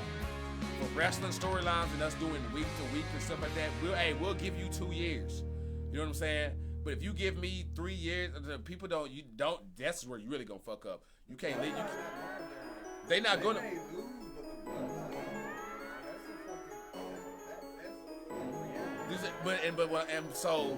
But if you do Dominic and then Roman's title run though, that would hurt both of them. That would hurt the Bloodline and that would hurt Dominic because people not gonna want that. And then people, why the fuck did you do that to? It should have been like, nah.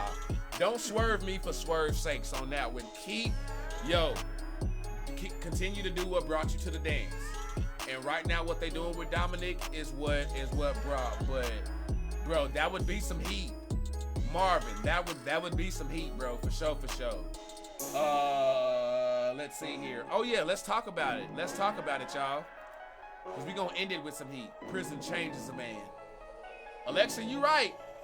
Thing is though, that man didn't go to prison. He was in holding. That's what makes it, like Dominic is playing it up like he just went in and did it. He even said it. I did hard time. Bruh. If you ask him, that's how he playing it up. Like if you ask him, my man went to motherfucking Guantanamo Bay. He went to fucking Alcatraz. You know what I'm saying? He went to San Quentin. Y'all know what's going on, man. Pull up. My man, but in actuality, my man went to holding in the celebrity wing. Which is why it works. Because it's plausible deniability. Yet we know the motherfucking line. It's somebody. Dominic is pulling a Bobby Heenan on us, and it's working. He is pulling a Bobby Heenan. This is such an essence of Bobby Heenan right now that it's working. Like, real, man, jail change. You ain't even got to go to prison. Just get locked up. Just get locked up, and that will change you.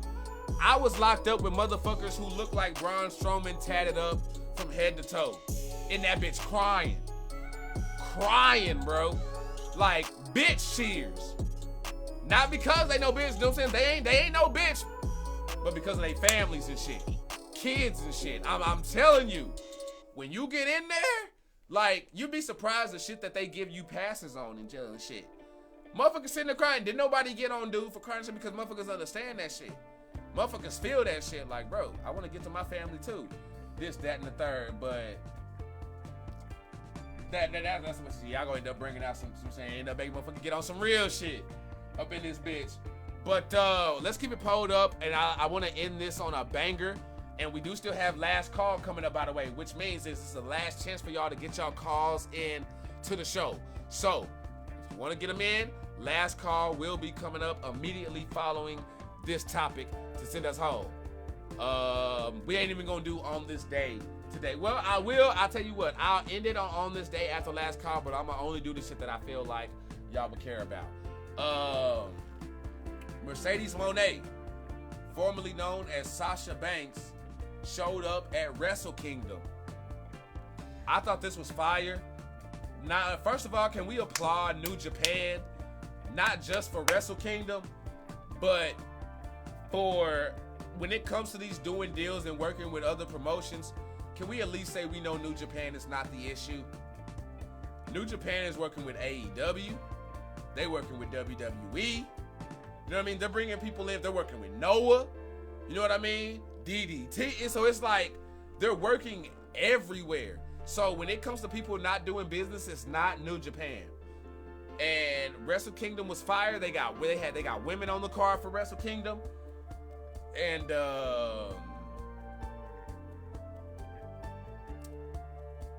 I gotta say though, some of the sippers may not like this. Y'all may get ready to clip this. Y'all may be like, damn, bro, you just lost all your credibility. But I don't give a fuck. It's what I see. I'm gonna keep it real, and I'm sorry. I know what the fuck I'm talking about, and I know more than you motherfuckers who hating on me.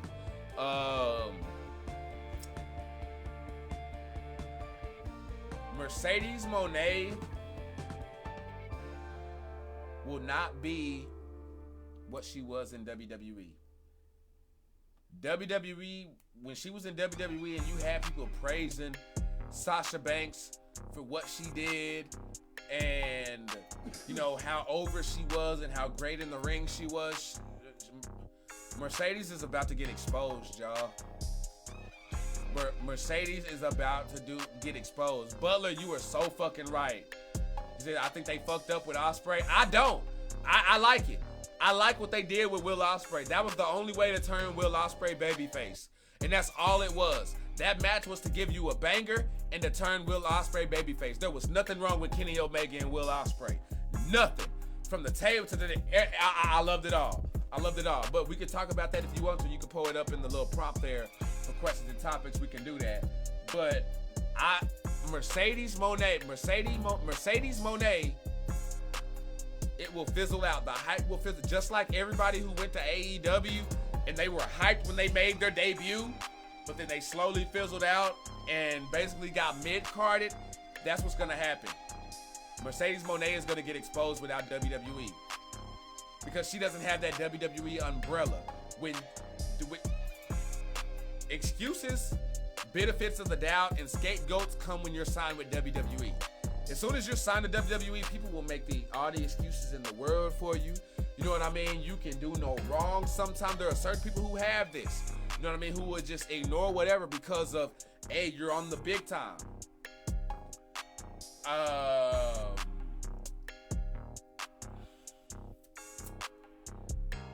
Alright, Titan, explain what you mean. He said, Yana says, I think Sasha will be more vicious. I don't think so. I disagree with that as well. Because I think she needs to, but her character is not gonna do anything different that Sasha Banks didn't do. There you go. She needs to amp up. She needs to do what she didn't do in WWE. We know you can't trust her to be your best friend. She's gonna turn on you. We know she can come in and do the run in. We know at the end of the match, like she did there, she could come knock you out and just lay you out. No, she needs to go over the edge. I want to see Mercedes Moné hit somebody with a car. That, you know what I'm saying? Like it may sound crazy, but that, like, she needs to go there. And besides that, bump antics. Let's just talk about in the ring, because this is something that I think Sasha Banks has gotten a pass on for a while. Sasha Banks is good in the ring. Sasha Banks is not great in the ring.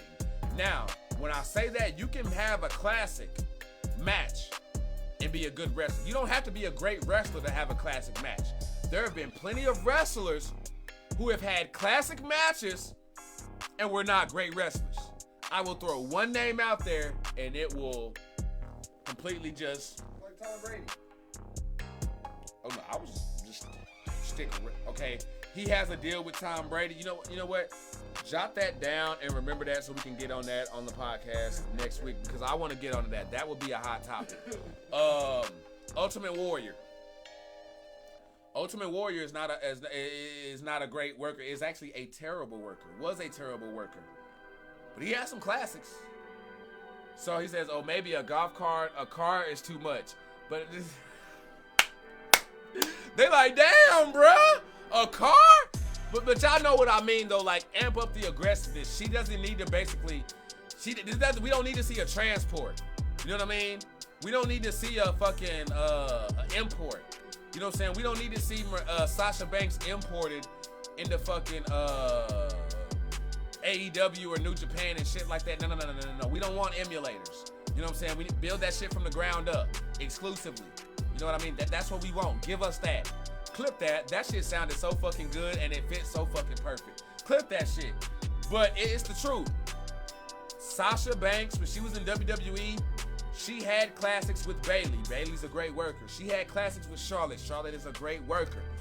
But there were a lot of times where Sasha Banks had botches. Like, you have a lot of people in the wrestling community who used to clown Sasha Banks for being a botch machine while in WWE.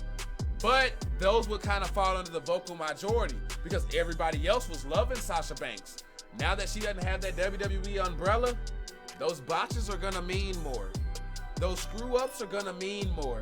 People are gonna start paying a bit more attention to those. You understand what I'm saying? So think about this right now. Don't react to, bro, what the fuck did you just say? Just let it marinate. Because this is one right now. You're not gonna know that I'm right now. You will know later. And you got a taste of that at Wrestle Kingdom right there. Because she botched that bank statement that she put on Kairi Sane in that match. So her debut, her first appearance outside of WWE was a botch. That was nerves. Nerves in a different country. She's been to Japan before. I don't care. It's been years. She hasn't wrestled in about a year, 2 years. We talking to the pimp. She fine as hell to him, so she gonna get the pass. I'm just playing devil's advocate, you know. Wait, hold on. Wait, what? I'm playing devil's advocate, you know me. I like playing that. Okay. For sure. See, y'all, I ain't gonna lie. This is something that I do sometimes. I do it too. there are times where sometimes motherfuckers just know what to say to get my ass to react to some shit. You know what I'm saying? Sometimes you can just say something and my ass is just gonna hop on it. You know what I'm saying? So yeah, I can be a hypocrite at times. You know what I'm saying? But hey, that's why we call it keeping it real. There's a lot of motherfuckers out there who won't be able to say that shit. You're sitting there putting on the front and shit like that. Nah, I can show my vulnerable side. But no, I feel like she is going to get exposed. But the one thing I do think that they did though, New Japan wasn't stupid. She is over. So don't think that crowd wasn't cheering for her. They piped her. They piped out that crowd cheer. They did. They muted that shit because from her coming out, you could kind of hear it, and then they cut it, and then as she was walking out, you could see the fans fucking cheering and going crazy, but it wasn't translating over that. Go back and watch it. Go back and watch from the time she showed up to the time she left. The fans were going crazy. But New Japan say, I be damned if your ass come over here and get more of a reaction than our talent. Because remember, I think they still dictate over there. You know what I'm saying? So I be damned if you come over here and get over more than our champion. Now, they are bringing this to California because New Japan is going to be having I'm not sure if this is a pay-per-view or a special or whatever like that. A tour. A New Japan tour is going to be coming to California where Mercedes Moné will be facing Kairi Sane for that Stardom Women's Championship. But yeah, that's what I have on that. I don't have anything else. We will go ahead and open up. Hold on, that's a banger right there. So hold on, let me pull it up. I'm sorry, I love that joint right there. So I'm gonna bring that back for repeat, but gotta mute it to hit the effect.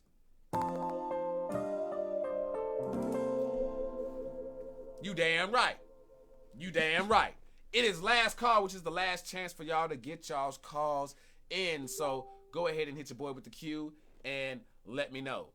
But yeah, we got those coming up. I'm gonna go ahead and check and see if y'all pulled up any other wrestling questions for ya boy. Pull up. Okay. Look like we got some people already in the queue for last call. So yeah, okay, so we're on and popping, doing the damn thing. Let's see here. Your thoughts of the match between Kenny Omega and Will Ospreay at Wrestle Kingdom 17, if you saw it. Okay, Victor, I'm glad you pulled up on this. Obviously I saw it because I, gave some descriptions and things like that, but I will dive onto that a bit more. Travis Litch say, what the fuck did I just walk into? Bro, some crazy shit, but very fucking entertaining. I bet that was referring to when you came in here and I was fucking crying and shit. But yeah, you know what I'm saying? That's how we rocking. I thought the Kenny Omega match and Will Ospreay was a classic. People have been wanting that for a while, and that's basically, for those of y'all, if y'all haven't seen a Will Ospreay and a Ricochet match and things like that, trust me, classic Hall of Fame. I mean, hell, I even got some alerts that go off with those, but I feel like it was an excellent match. Kenny Omega is back like 100%. He is not dealing with any fucking injuries right now. He looks fully healed, in my opinion, and I felt like it was a great way to get Will Ospreay over as a babyface and give Kenny Omega some momentum to go back to AEW with. But you are live on Speaking of DTKA Promotions with Archie Red, the Kool-Aid Man. What flavor you sipping? Mr. Archie Red. Yes, sir. First of all, how has your evening been? Has it been okay? Has everything been great? Everything's been good with me, Crystal King. No problem at all. You take care. Cups up to you. Wishing you the best. And yeah, just take care. And trust me, we understand. Get well. For real. Go ahead, man. That's right. All best wishes. Archie, so everything has went well for you tonight, right? Nothing's happened. Nothing crazy's been going on. Everything good? Yeah, everything's good so far. I mean, outside of me having to, go cry in the car, everything's good. Well, that's too bad. Anyway, you are now speaking to your publicist to the chief killing of Solidus, the the president of all things street cred as he whoops on RBR Warpath, the 6-foot slanging female who defeats all females of Athena Row, and your 3-time DTKA World Heavyweight Champion, the publicist to Leo Blade. How are you, Mr. Red? How are you doing? Doing pretty damn good, man. That's one of them Ringling Brothers, Barnum and Bailey intros right there. Doing the damn thing. But I feel, you know, right now Blade Inc. is on top of the world right now. I mean, hey. When you sip the Kool-Aid of Blade Inc., good things happen to you. People are just not, well, I ain't gonna say people are not understanding. I think they're starting to realize that the show has always been us. It's always been us. It always will be us. Oh, so it's not the Leo Blade show no more. Now it's the Blade Inc. show. That's right. Leo's an equal opportunity employer. We talked about this all the time. Okay. Yeah, just one of those good things. So, how are you doing? Ask me some questions. Let's get this show on the road. Let's see what's going on. So, okay, go first ahead. off, first thing first, what the fuck was with Sunday where you were supposed to be having a 1v1 match versus VJ? Why did Deuce show up? Like, why not go out there and just, I mean, got called out, you chose VJ, you know what I'm saying? He, you know what I'm saying, came out there for the 1v1 to face Leo Blade. Why did y'all send, why did Deuce show up? Why did Deuce show up to help Leo Blade?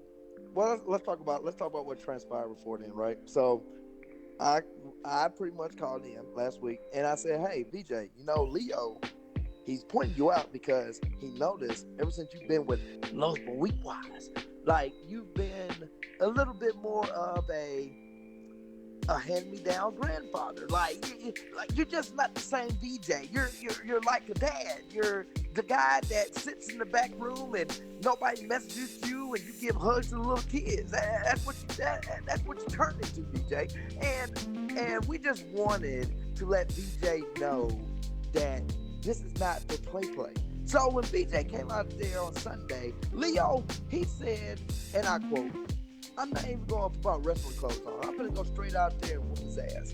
And we was like, oh, really? So he dropped his bag and he went straight out to the ring with just his street clothes on and started proceeding to busting his damn head. Now he say it's because you can't fight your battles alone. See, there's one I'm going to get at with Deuce. So when VJ surprisingly got the upper hand, Deuce decided that it was on him to protect the assets of Blade Incorporated. That's what a bodyguard's supposed to do, right? He wants to protect the assets. So therefore, Deuce came out on his own free will. Wasn't nobody told him. He came out on his own because that's his job. And then 20 Below came out because he a bitch. But anyway, that's a whole nother story. But to answer your question, that's why Deuce came out there, because that's his damn job. And thank you. Okay. Now, what's the plan going forward? Like, what are you to do? What are you to do next? Because I saw Athena agreed earlier that VJ definitely needs a dub right now. In order for this thing to mean anything, like I feel like he needs to get a victory. Like he needs to do something to turn this around right now. Because right now y'all just bullying. Oh, wait a minute then, Archie. If VJ wants a dub so damn bad, go fight Grady. There's the easy dub. Or shit. Go fight Agrio. Agrio was getting his ass by what's his name, Lucius. Hell, go get a dub with them. What the problem is, they need some momentum. Is that what you're telling me? They need momentum? Is that what you're saying? So if they need momentum, you're not going to get it this way, because we're going to bust your ass every time we see you. Well, Leo and them going to bust your ass. Go fight another battle. Go fight against Malachi, the Psycho Club. Go fight against them. Get you a dub. Get you some power up. Well, he was fighting Malachi Psycho and everything like that, and then you ran up. Oh, man. Well, damn, that's too bad. Well, damn. Try again this week. Damn! Try again this week. Maybe you might get a dub, VJ. Try again this week. VJ, don't let this man do this. VJ. You know, man. You know don't what? Let this man disrespect you like that, bro. You know what, Archie? we have been so disrespectful to them. And I just want to say to all the Puerto Ricans out there that's listening tonight, I apologize for treating Los Boricuas better. How they need to be treated. Because that's how it needs to happen. Because at the end of the day, we're trying to make BJ understand that he will never be the guy. He says BJ will never be the guy, and BJ says, is that the publicist or Foghorn Leghorn? Oh, shit. Oh, well, BJ, since you want to talk, BJ, this is the publicist talking. And BJ, let's go ahead and take a step further. You know what you remind us of? And actually, Deuce brought this up. You know what you remind us of? Dak Prescott. Since you want to go personal. You know, Dak Prescott always gets the glory for being on America's team. And you always got the glory for being with the 420 click. So you get the glory. But then, when the lights get brightest, what happens? Ooh, where BJ at? Ooh, where you at? Where you at, though? You never won the world title, BJ? Never? And I know you never got the opportunity. But there's a reason why you never got the opportunity, isn't it? There's a reason why you never got the chance to be the guy. And now your chance is here. But we both know what's going to happen. Oh, my dad. Well, hold on. We can probably get on this real quick because BJ wants to get in on this line right now. Now, BJ, you get on this live. This is a whole different ball game. This ain't going to be no little GGs. This is a whole different ball game. Just want to throw it out there. Please. All right, BJ, I just sent you the invite on Messenger, BJ. Accept that, and you should be able to join in on this call. Pull up. Oh, he joined with a quick fast too. Hey, I'm gonna let y'all do y'all thing. Go ahead. You can do anything then. What's up, Archie? What's going on, BJ? Appreciate you pulling up, my man. Oh, this is gonna be great. Oh, BJ. Welcome. Wait a minute. Hey, wait a minute! It's Foghorn Leghorn on the line. I say, VJ, you got to, we need the old VJ. Shut up. First of all, shut up. You talk too much. Pipe down. Go drink your little tequila or gin or whatever that you drink. I think they were sipping wine. And please stop putting people to sleep, because every time you flap those gums, everybody starts sleeping. You're like the Jigglypuff of Blade Inc. So please, shut up. Did he just call this man a Pokemon? Second. Jigglypuff. Yeah, Jigglypuff. Yeah, exactly. Anyway. Go ahead, VJ. You got it. You've been for weeks. You're like pleading, begging. You're on your knees saying, please bring the old BJ back. Please bring the old BJ back. You know what? You will find them very soon, like I said. But, my question for you is, when I win the world championship, who will be the blame? Who will be the blame? It could be on you, because you were pleading to bring the old BJ back. Yes, I was great at first, yes. And then I had my downhill. That is true. He fucked up. But I can climb back sooner than you think. Publicist, what's your thoughts on that, man? You know what? This is great. I am so glad that you came on, BJ, because now I can actually speak to you, man to man, about how and the reason why we want the old BJ back. So, you asked this question, right? We want the old BJ back, and you said you would come eventually, which is great, because we want the old BJ back, because we want to be the ones to put the horse down, as they say back in the day. So you go ahead and get that mindset going, that you're going to come in and you're going to be the guy. You're going to be the one to bring down Leo Blade, right? You want to be the one, right? VJ, with all due respect, you are the least of our concerns. We just want to be the one to put that old Yeller down.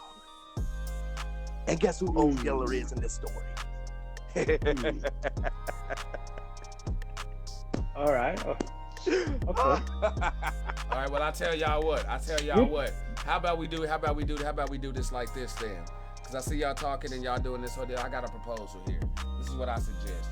So this past week, we got you know what I'm saying, a weird ass little run in with Deuce and 20 Below came out to help, but we had an impromptu tag team match. We weren't supposed to get that match.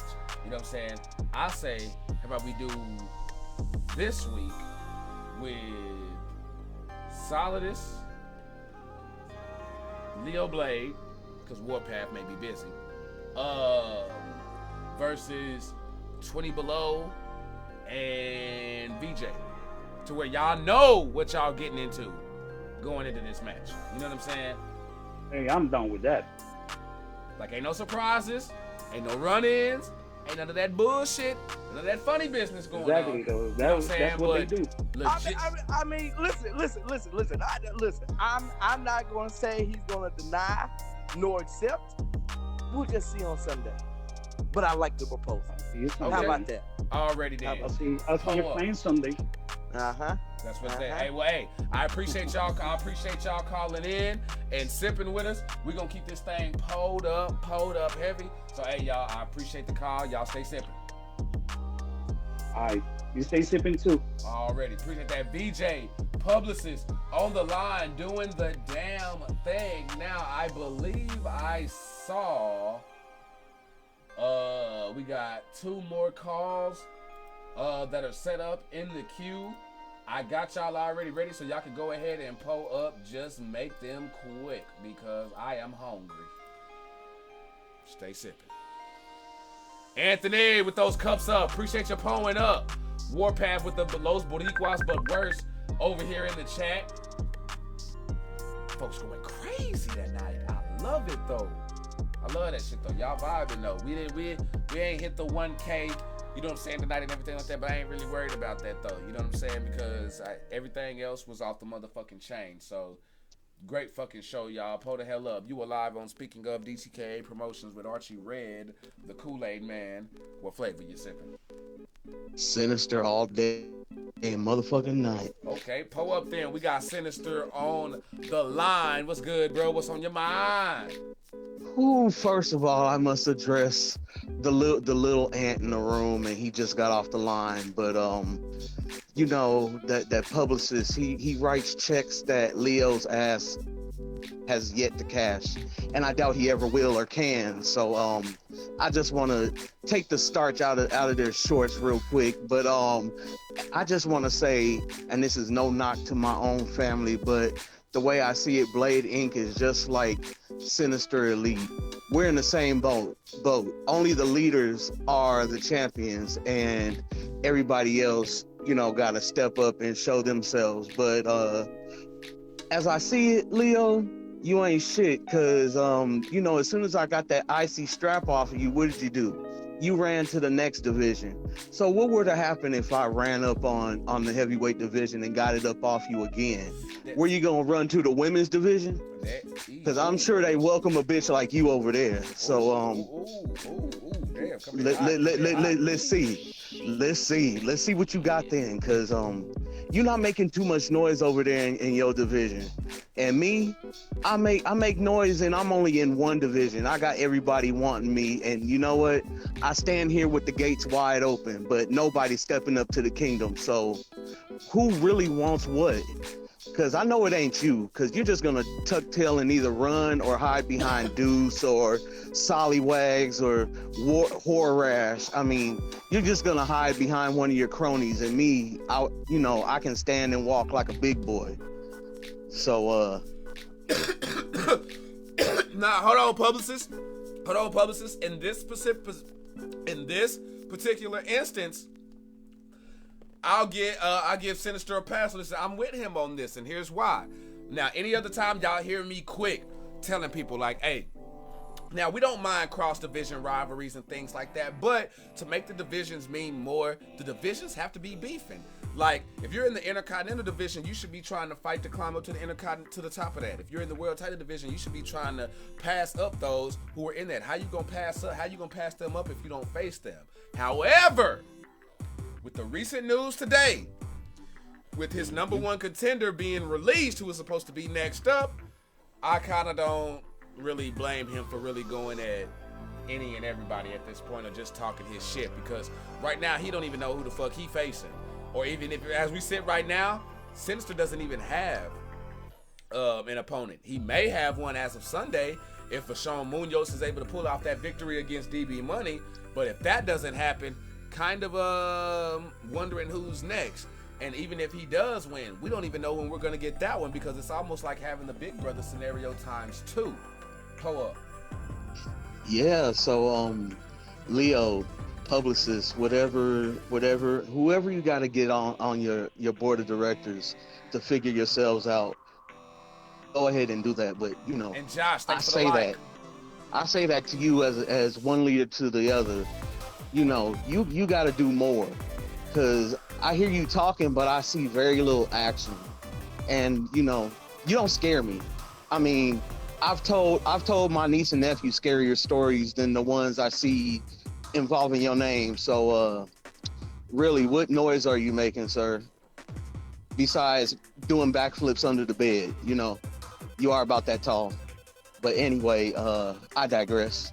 For sure. And lastly, while I'm on here, Black Violet is in one terrible mood, and we know how she can get when she gets that way. So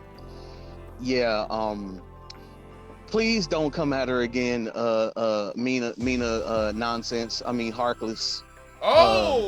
Sinister taking a shot at Mina Harkless into that. Whoa! Oh, if you haven't noticed, the new me tells everybody they can get it. Man, female, child, grandparent. I mean, if you get out of line, you're gonna get it. Look at Ali's kids. They got spat on when I took my belt back. Damn! You see how that happened? Yeah, I walked right by and gave them the whole, you ain't cool, and I kept it pushing. Damn! But anyway, he hit him with the Carlito. Oh shit! Damn. That's and Alexa Rain, yeah, you next on the firing squad, because you do a lot of talking. Oh yeah. Nobody's safe, and I know that line is being thrown around, but nobody's safe, and especially when I got a match in my hand and a gas can in the other. I'm about to set fire to all you motherfuckers. I'm telling you right now, y'all don't know this. Y'all don't know this. And I heard what you said earlier about turning babyface. Nah, because the only face I want y'all to see is the one up under my nuts, and that's all you gonna see from Sinister.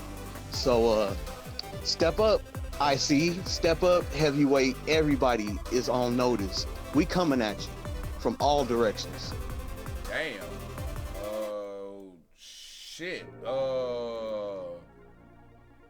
I gotta tell you, that is not just his best call ever. That was probably one of the best calls we've had here. And we've had some great calls here on Speaking of DTKA right now. But yeah, Sinister just went the fuck off on that one, and I gotta give it up to him on that one. Like I can't even hate. Like he said that shit, he meant that shit. He said that shit with conviction, and that was fire. Wow, man, what's happening, man? I see you pulling up, bro. Let's see here now. I believe we have one more call on the show right now before we go ahead and get out of here. And while we waiting on that, I will hit y'all with the on this day in wrestling history. We'll pull up with some of that. So on this day, starting in 1994, the Steiner brothers and the Quebecers fought to a time limit draw in a WWF Tag Team title match at the WWF Superstars taping in Fayetteville, North Carolina. Pull up, you alive on Speaking of DTKA with Archie Red, the Kool-Aid Man. What flavor you sipping? Solo for Dolo. Sipping that Solo Dolo already, man. Well, hey, stay sipping that real quick. I got one more fact I want to drop here to the sippers real quick because this got 1998 on it real quick. So on this day in pro wrestling history, Chambers, you may or may not know this.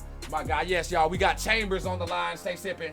Kevin Nash and Scott Hall defeated the Steiner brothers for the WCW World Tag Team titles in the main event of WCW Monday Nitro from Jacksonville, Florida. I think it's kind of funny there how the Steiners made history on this day in 2 different years. One time in 1994 and another time in 1998.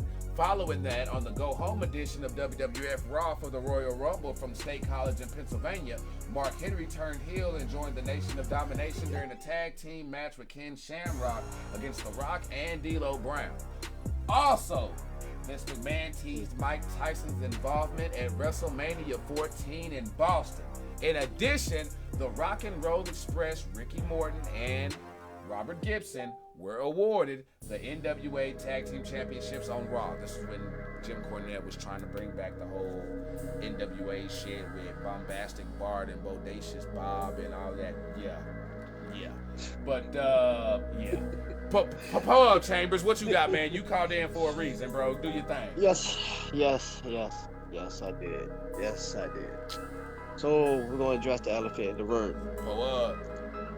So, everybody want to know what happened to the squad. Yes, sir. What happened to the squad? Rico Law.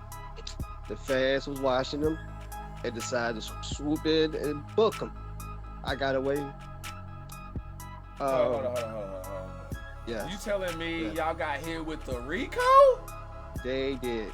Damn. I'm not gonna get in much detail of it. I don't want to know. I might fuck around and get me caught up. I don't want to know shit. Nah, I'm good. Hell no, huh? Only Rico I know. I know Rico. I know Rico from Paid in Full. Hell yeah.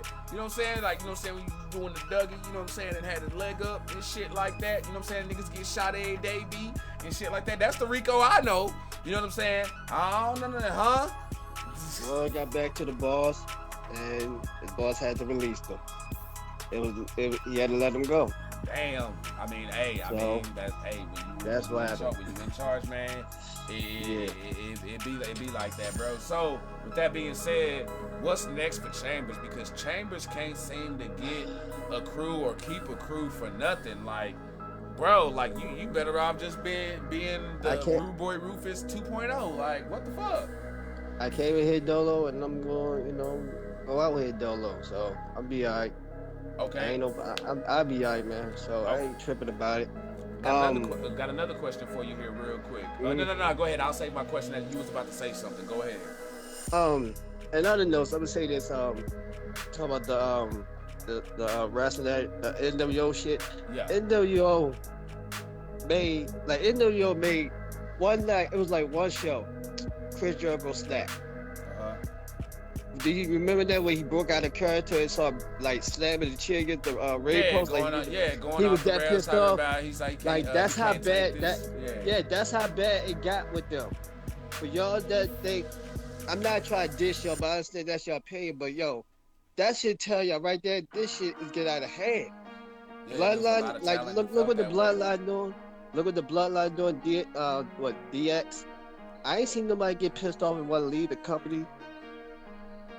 Yeah, like I mean, you had and the people who wanted the time during when people wanted to leave, it was during when Shawn Michaels was there, and that was more of the Clique versus DX and shit like that. So you made valid points on that one. I agree. I definitely agree because you is right. Because I said this back then when I was younger. Like, yo, this is trash.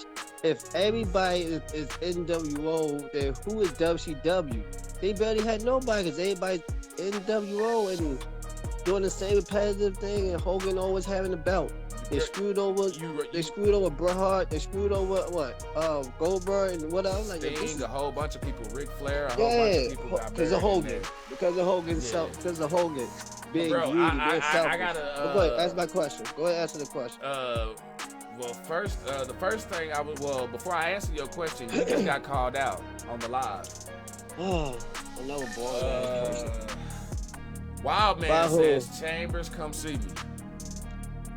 It don't matter. We'll go 1-on-1, put on a good classic match. I ain't tripping. Let's put on the classic. Yeah, okay. So that's it. All right. Apparently, because somebody is ducking me as always, like a duck. Quack, quack. And I know we know exactly who he's talking about. If you don't know what we're talking about, you should be keeping up because I know what he's talking about. Because you know what he's talking about. To me, I feel like he should come out with Yellow Mountain Duck around his waist, straight up and down. And you just son a grown ass man on the show, so I told y'all didn't listen to me. I told y'all, Warpath is Leo's son. Once again, Warpath, you did not correct that man. That man called you his son. Damn, so from that forward, I'm just saying, y'all thinking. I'm just saying, if I see you stand up as a man and correct that man, I don't respect you, and then nobody in the company should respect you. Damn, that's tough. You is a son. You is a son of a grown.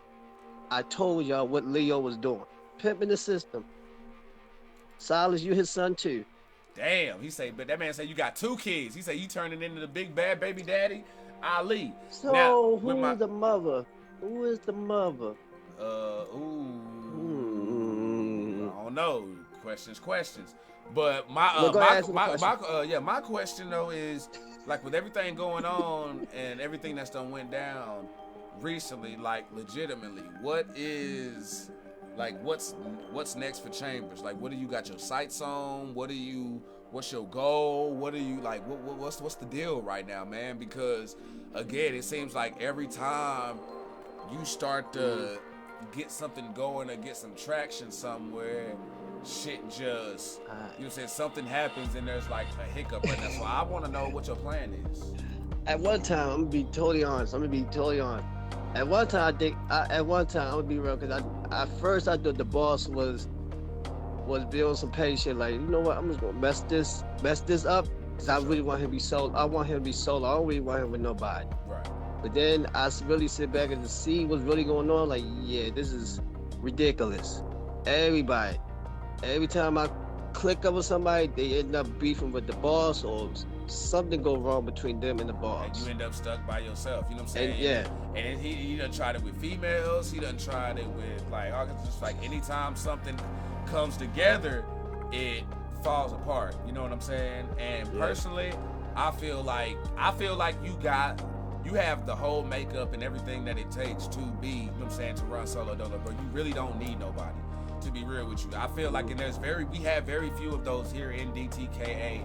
I feel like not just who are willing to do it, but who can legitimately stand on their own. You know what I'm saying?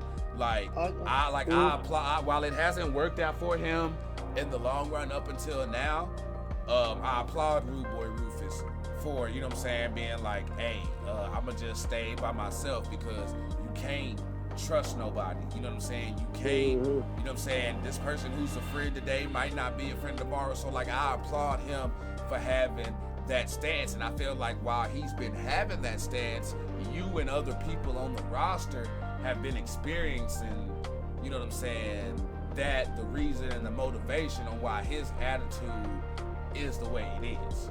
So, I mean, I ain't gonna tell another grown ass man what to do, you know what I'm saying? But if I was you, I would just be like, you know what I'm saying, at least for, you know what I'm saying, motherfuckers gonna have to, if motherfucker wanna click up, if I'm Chambers and you wanna click up with me, you know what I'm saying, or you want me to click up with you, show me something. You know what I'm saying? Show me something.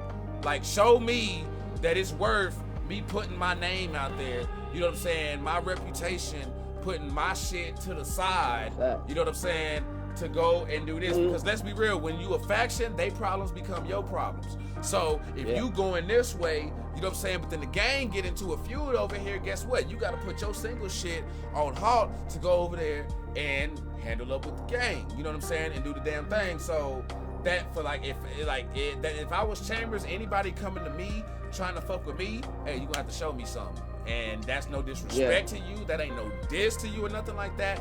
That's just out of respect for myself and a legacy, because think of it, at the end of the day, time is constantly going on, fam. You know what I mean? So you gotta worry about okay, damn, when I'm done, when I hang up my boots, what's my wrestling legacy gonna look like? You know what I'm saying? What did people think of me? How did I represent myself? You know what I'm saying? So that's real shit, bro. I get what you're saying. People wasting my time. You don't want nobody. I don't want nobody wasting my time, to be honest. So, yeah, this for everybody in the locker room. Like he said, if you want me to be part of whatever, same thing he said. So, to give you a heads up, if you want to be a partner of mine, just to do a match or have me to help you with this food, to, you know, knock some dudes on their back, you go ahead and prove to me that you worth my time. Real shit. Like you said, this is really it's really ridiculous. But I ain't tripping though. You know you gonna bounce back? You know what I'm saying? Yeah, you gonna bounce back. I came in here dolo. I came in here and I became 2-time IC champion. Yes, sir. You know what I'm saying? Hey, we come in dolo, we go out dolo. You know what I'm saying? That's what I'm saying. So yeah, I took that belt in the Elimination Chamber. You know, what's the name? Skip to his loo. He went over here to the heavyweight division. So yeah. Hey man, like a wise man once said, a coffin ain't a two-seater, man. So hey, it is what it is, man. Hey, I appreciate that. But you know, bro. this leave me a lot of opportunities and a lot of stuff that can come in my way. A lot of good opportunities will come. I believe that. I believe that, bro. I believe that, bro. Because when you got good in your heart, bro, and you do good, and your motivation is good, and you don't got ill intent in your heart, bro, the good shit gonna come back around, fam. You know what I'm saying? So it's gonna come to you, bro. Well, you know, they did tell me to tell y'all that they wish y'all the best, and we never know, they might pop back up in the company. We don't know. You feel that? But right now they gotta do jail time. So already, that's what give that your is, heads man. up. For sure. Well, hey, bro, I appreciate the freaking call, man. Here. Stay sipping, all bro. right, man. Hey, catch you on the rebound, bro. Stay up. All right. Yes, sir. That was Chambers. Now solo dolo. And yeah, shit is you said shit's wild. It be like that. But real quick, I'm gonna just run off these on this day in wrestling history real quick, and then we will go ahead and get out of here, sippers. On this day in 1999, Chyna defeated Mr. McMahon in an arm wrestling contest and then beat Gerald Briscoe and Pat Patterson in a handicap tag team match for the WWF Raw and Sunday Night Heat tapings in Beaumont, Texas. Damn. Okay. Texas doing big things then. 2001, on this day, Rhino retained the ECW World Heavyweight title against the Sandman in the main event of an ECW show in Poplar, Missouri. I'll probably botch that, but you know, it is what it is. On this day in 2002, see, fucking up, getting old. Triple H defeated the undisputed WWF champion Chris Jericho by countout at a WWF house show in Lubbock, Texas. This was one of Triple H's first matches after his return to action since his quad injury in the spring of the previous year. Also, Stone Cold Steve Austin beat Booker T in a no disqualification match. This match took place a few weeks after the infamous grocery store brawl segment between Austin and Booker on SmackDown. If y'all haven't watched this, I'm gonna tell y'all what, this is something I don't know if y'all caught. If you go onto the Peacock Network and you go to the Best Of series, they have a whole bunch of montages of types of like different collages. They have like greatest TLC moments and greatest TLC matches, or the best of Stone Cold Steve Austin. And I'm telling you, the best. I'm probably gonna watch this shit when I get off. It's off the fucking chain because they throw a lot of the skits in there. And that grocery store fight with him and Booker T is legit. Actually broke his wrist on in that one, I believe. Was it? Let's see here. On WWE Raw on this day in 2004 in Uniondale, from Uniondale, Randy Orton retained the IC Championship against RVD in the main event. This was their official televised rematch after Orton's title win over RVD at Armageddon in December 2003. Also on the show, Goldberg destroyed Matt Hardy and Mark Henry pinned Chris Jericho. Okay, that was kind of a weird way to end that. Just Mark Henry pinned Chris Jericho, okay?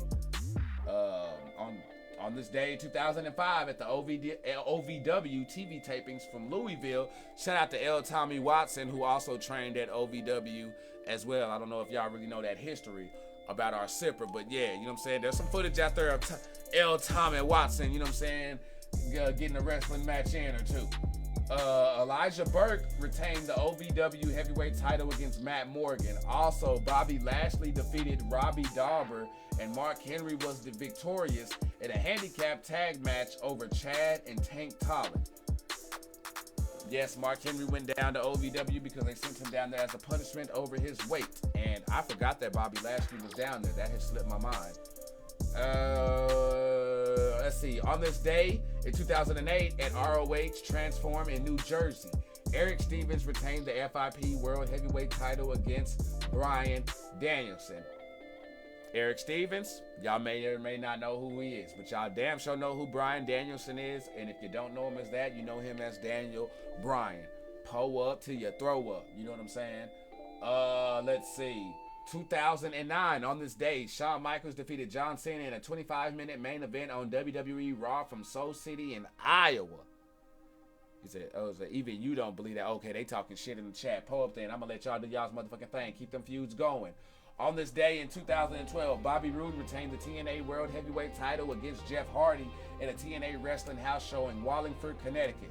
Also, James Storms defeated Kurt Angle. Gail Kim retained the TNA Knockouts Championship against Velvet Sky. And Austin Aries successfully defended the TNA X Division title in a triple threat match against Alex Shelley and Jesse Sorensen. I'm gonna have to sip. I ain't gonna lie. That's a lot of fucking talking. God damn. Feel like I'm coming home after a fucking Raw show or some shit. On this day in 2015, Seth Rollins defeated John Cena in a lumberjack match on WWE Raw from New Orleans. The lumberjacks included The Big Show, Joey Mercury, Jamie Noble, Kane, Fandango, Justin Gabriel, Curtis Axel, and Cesaro. Damn, talk about motley crew of characters, and which one of these are not like the other. Holy shit. On this day in 2019, at the Impact Wrestling taping from Mexico City, Taya Valkyrie retained the Impact Wrestling Knockouts Championship against Tessa Blanchard, and Johnny Impact, John Morrison, Johnny Drip Drip, held on to the Impact World Wrestling title against Brian Cage. Killer Cross and Moose and a fatal four. Whoa, hold on. Let me read that back because that sounds completely different. Hold on. John Morrison held on to the Impact Wrestling World title against Brian Cage, Killer Cross, who is Karrion Kross in WWE right now, and Moose in a fatal four-way match. I'm sorry, that's one of those. That's just fucking huge. Now, put some respect on that man's name. In the main event, Phoenix and Pentagon Jr. beat Ortiz and Santana for the Impact World Tag Team titles. Now, y'all know Ray Phoenix and AEW, Pentagon, Cero Miedo, that whole deal. You know what I'm saying? Went up against Ortiz and Santana, who I believe Ortiz is still over there in AEW because he's teaming up with Eddie Kingston right now, but I think Santana left because they had like a fallout or some shit there, but you know, that is what it is. That ain't my business. On this day in 2019, the first ever NXT UK takeover took place at the Empress Ballroom in Blackpool, England. In the main event, Pete Dunne retained the NXT UK Championship against Joe Kofi. I remember this. Also on the show, James Drake and Zach Gibson defeated Trent Seven and Tyler Bate, Mustache Mountain, to become the second NXT, in the finals of the tournament to crown the first NXT UK Tag Team Champions. Toni Storm became the second NXT UK Women's Champion after she defeated Rhea Ripley. This was why Rhea Ripley left to go from NXT UK and then went over to NXT. I think she popped up again for a quick bit to do a little heel roll, but she was NXT heel at this point. Dave Mastiff beat Eddie Dennis in a no disqualification match, and Finn Balor defeated Jordan Devlin. That was a banger of a match. That whole card was off the fucking chain. On this day in 2020, at NXT UK TakeOver Blackpool 2, all three NXT UK championships champions retained their title. In the main event, NXT UK champion Walter, now Gunther, defeated Joe Kofi. In the first title match of the night, women's champion Kaylee Ray beat Toni Storm and Piper Niven in a triple threat match, who is now Doudrop. Gallus, Wolfgang, and Mark Coffey retained their NXT UK Tag Team Championship in a 4-way ladder match against Imperium, Fabian Eichner, and Marcel Bartel. The grizzled young veterans James Drake and Zach Gibson, and Flash Morgan Webster and Mark Andrews. Those are two dudes who go off the fucking chain. I had them on my other file on 2K19 running it, and that shit was off the heezy. And on this day in 2020, Tessa Blanchard made history by becoming the first female to win a major company world title when she defeated Sami Callihan to capture the Impact World Championship at Hard to Kill right here in Dallas. So big history being made here. Yes, Tessa Blanchard defeated a male to win the world title, and that was right here at Hard to Kill. That was a fucking banger. So thank y'all so much for tuning in to Speaking of DTKA Promotions number 40 Deuce in this thing. If y'all haven't already, make sure y'all hit the notify so y'all can follow the page right here. We do all kinds of content here, y'all, with plenty more on the way. I'm talking gaming shit. I'm talking reels. I'm talking just regular shit for you to sit on your ass and vibe to. It's all coming. We about to turn this motherfucker up. And to show you what I mean by that as well, go on over there to the YouTube if you haven't already. Subscribe. And if you subscribed already, just go over there, take your ass over there. Don't be lazy. Double check. Make sure you got those notifications on and come sip with us over on the YouTube, y'all, as well. Keep pulling up because the Kool-Aid's so good, even a diabetic could drink it. And if your ass, I say, if your ass ain't sipping, then you fucking tripping. You say, where the fuck is Doudrop? I bet you they holding her off on TV to bring her back, to get her back to her original shit, because when she come back, she won't be Doudrop. She'll be Piper Niven. Mark my motherfucking words. Pull those cups up. We out this bitch. I'm hungry.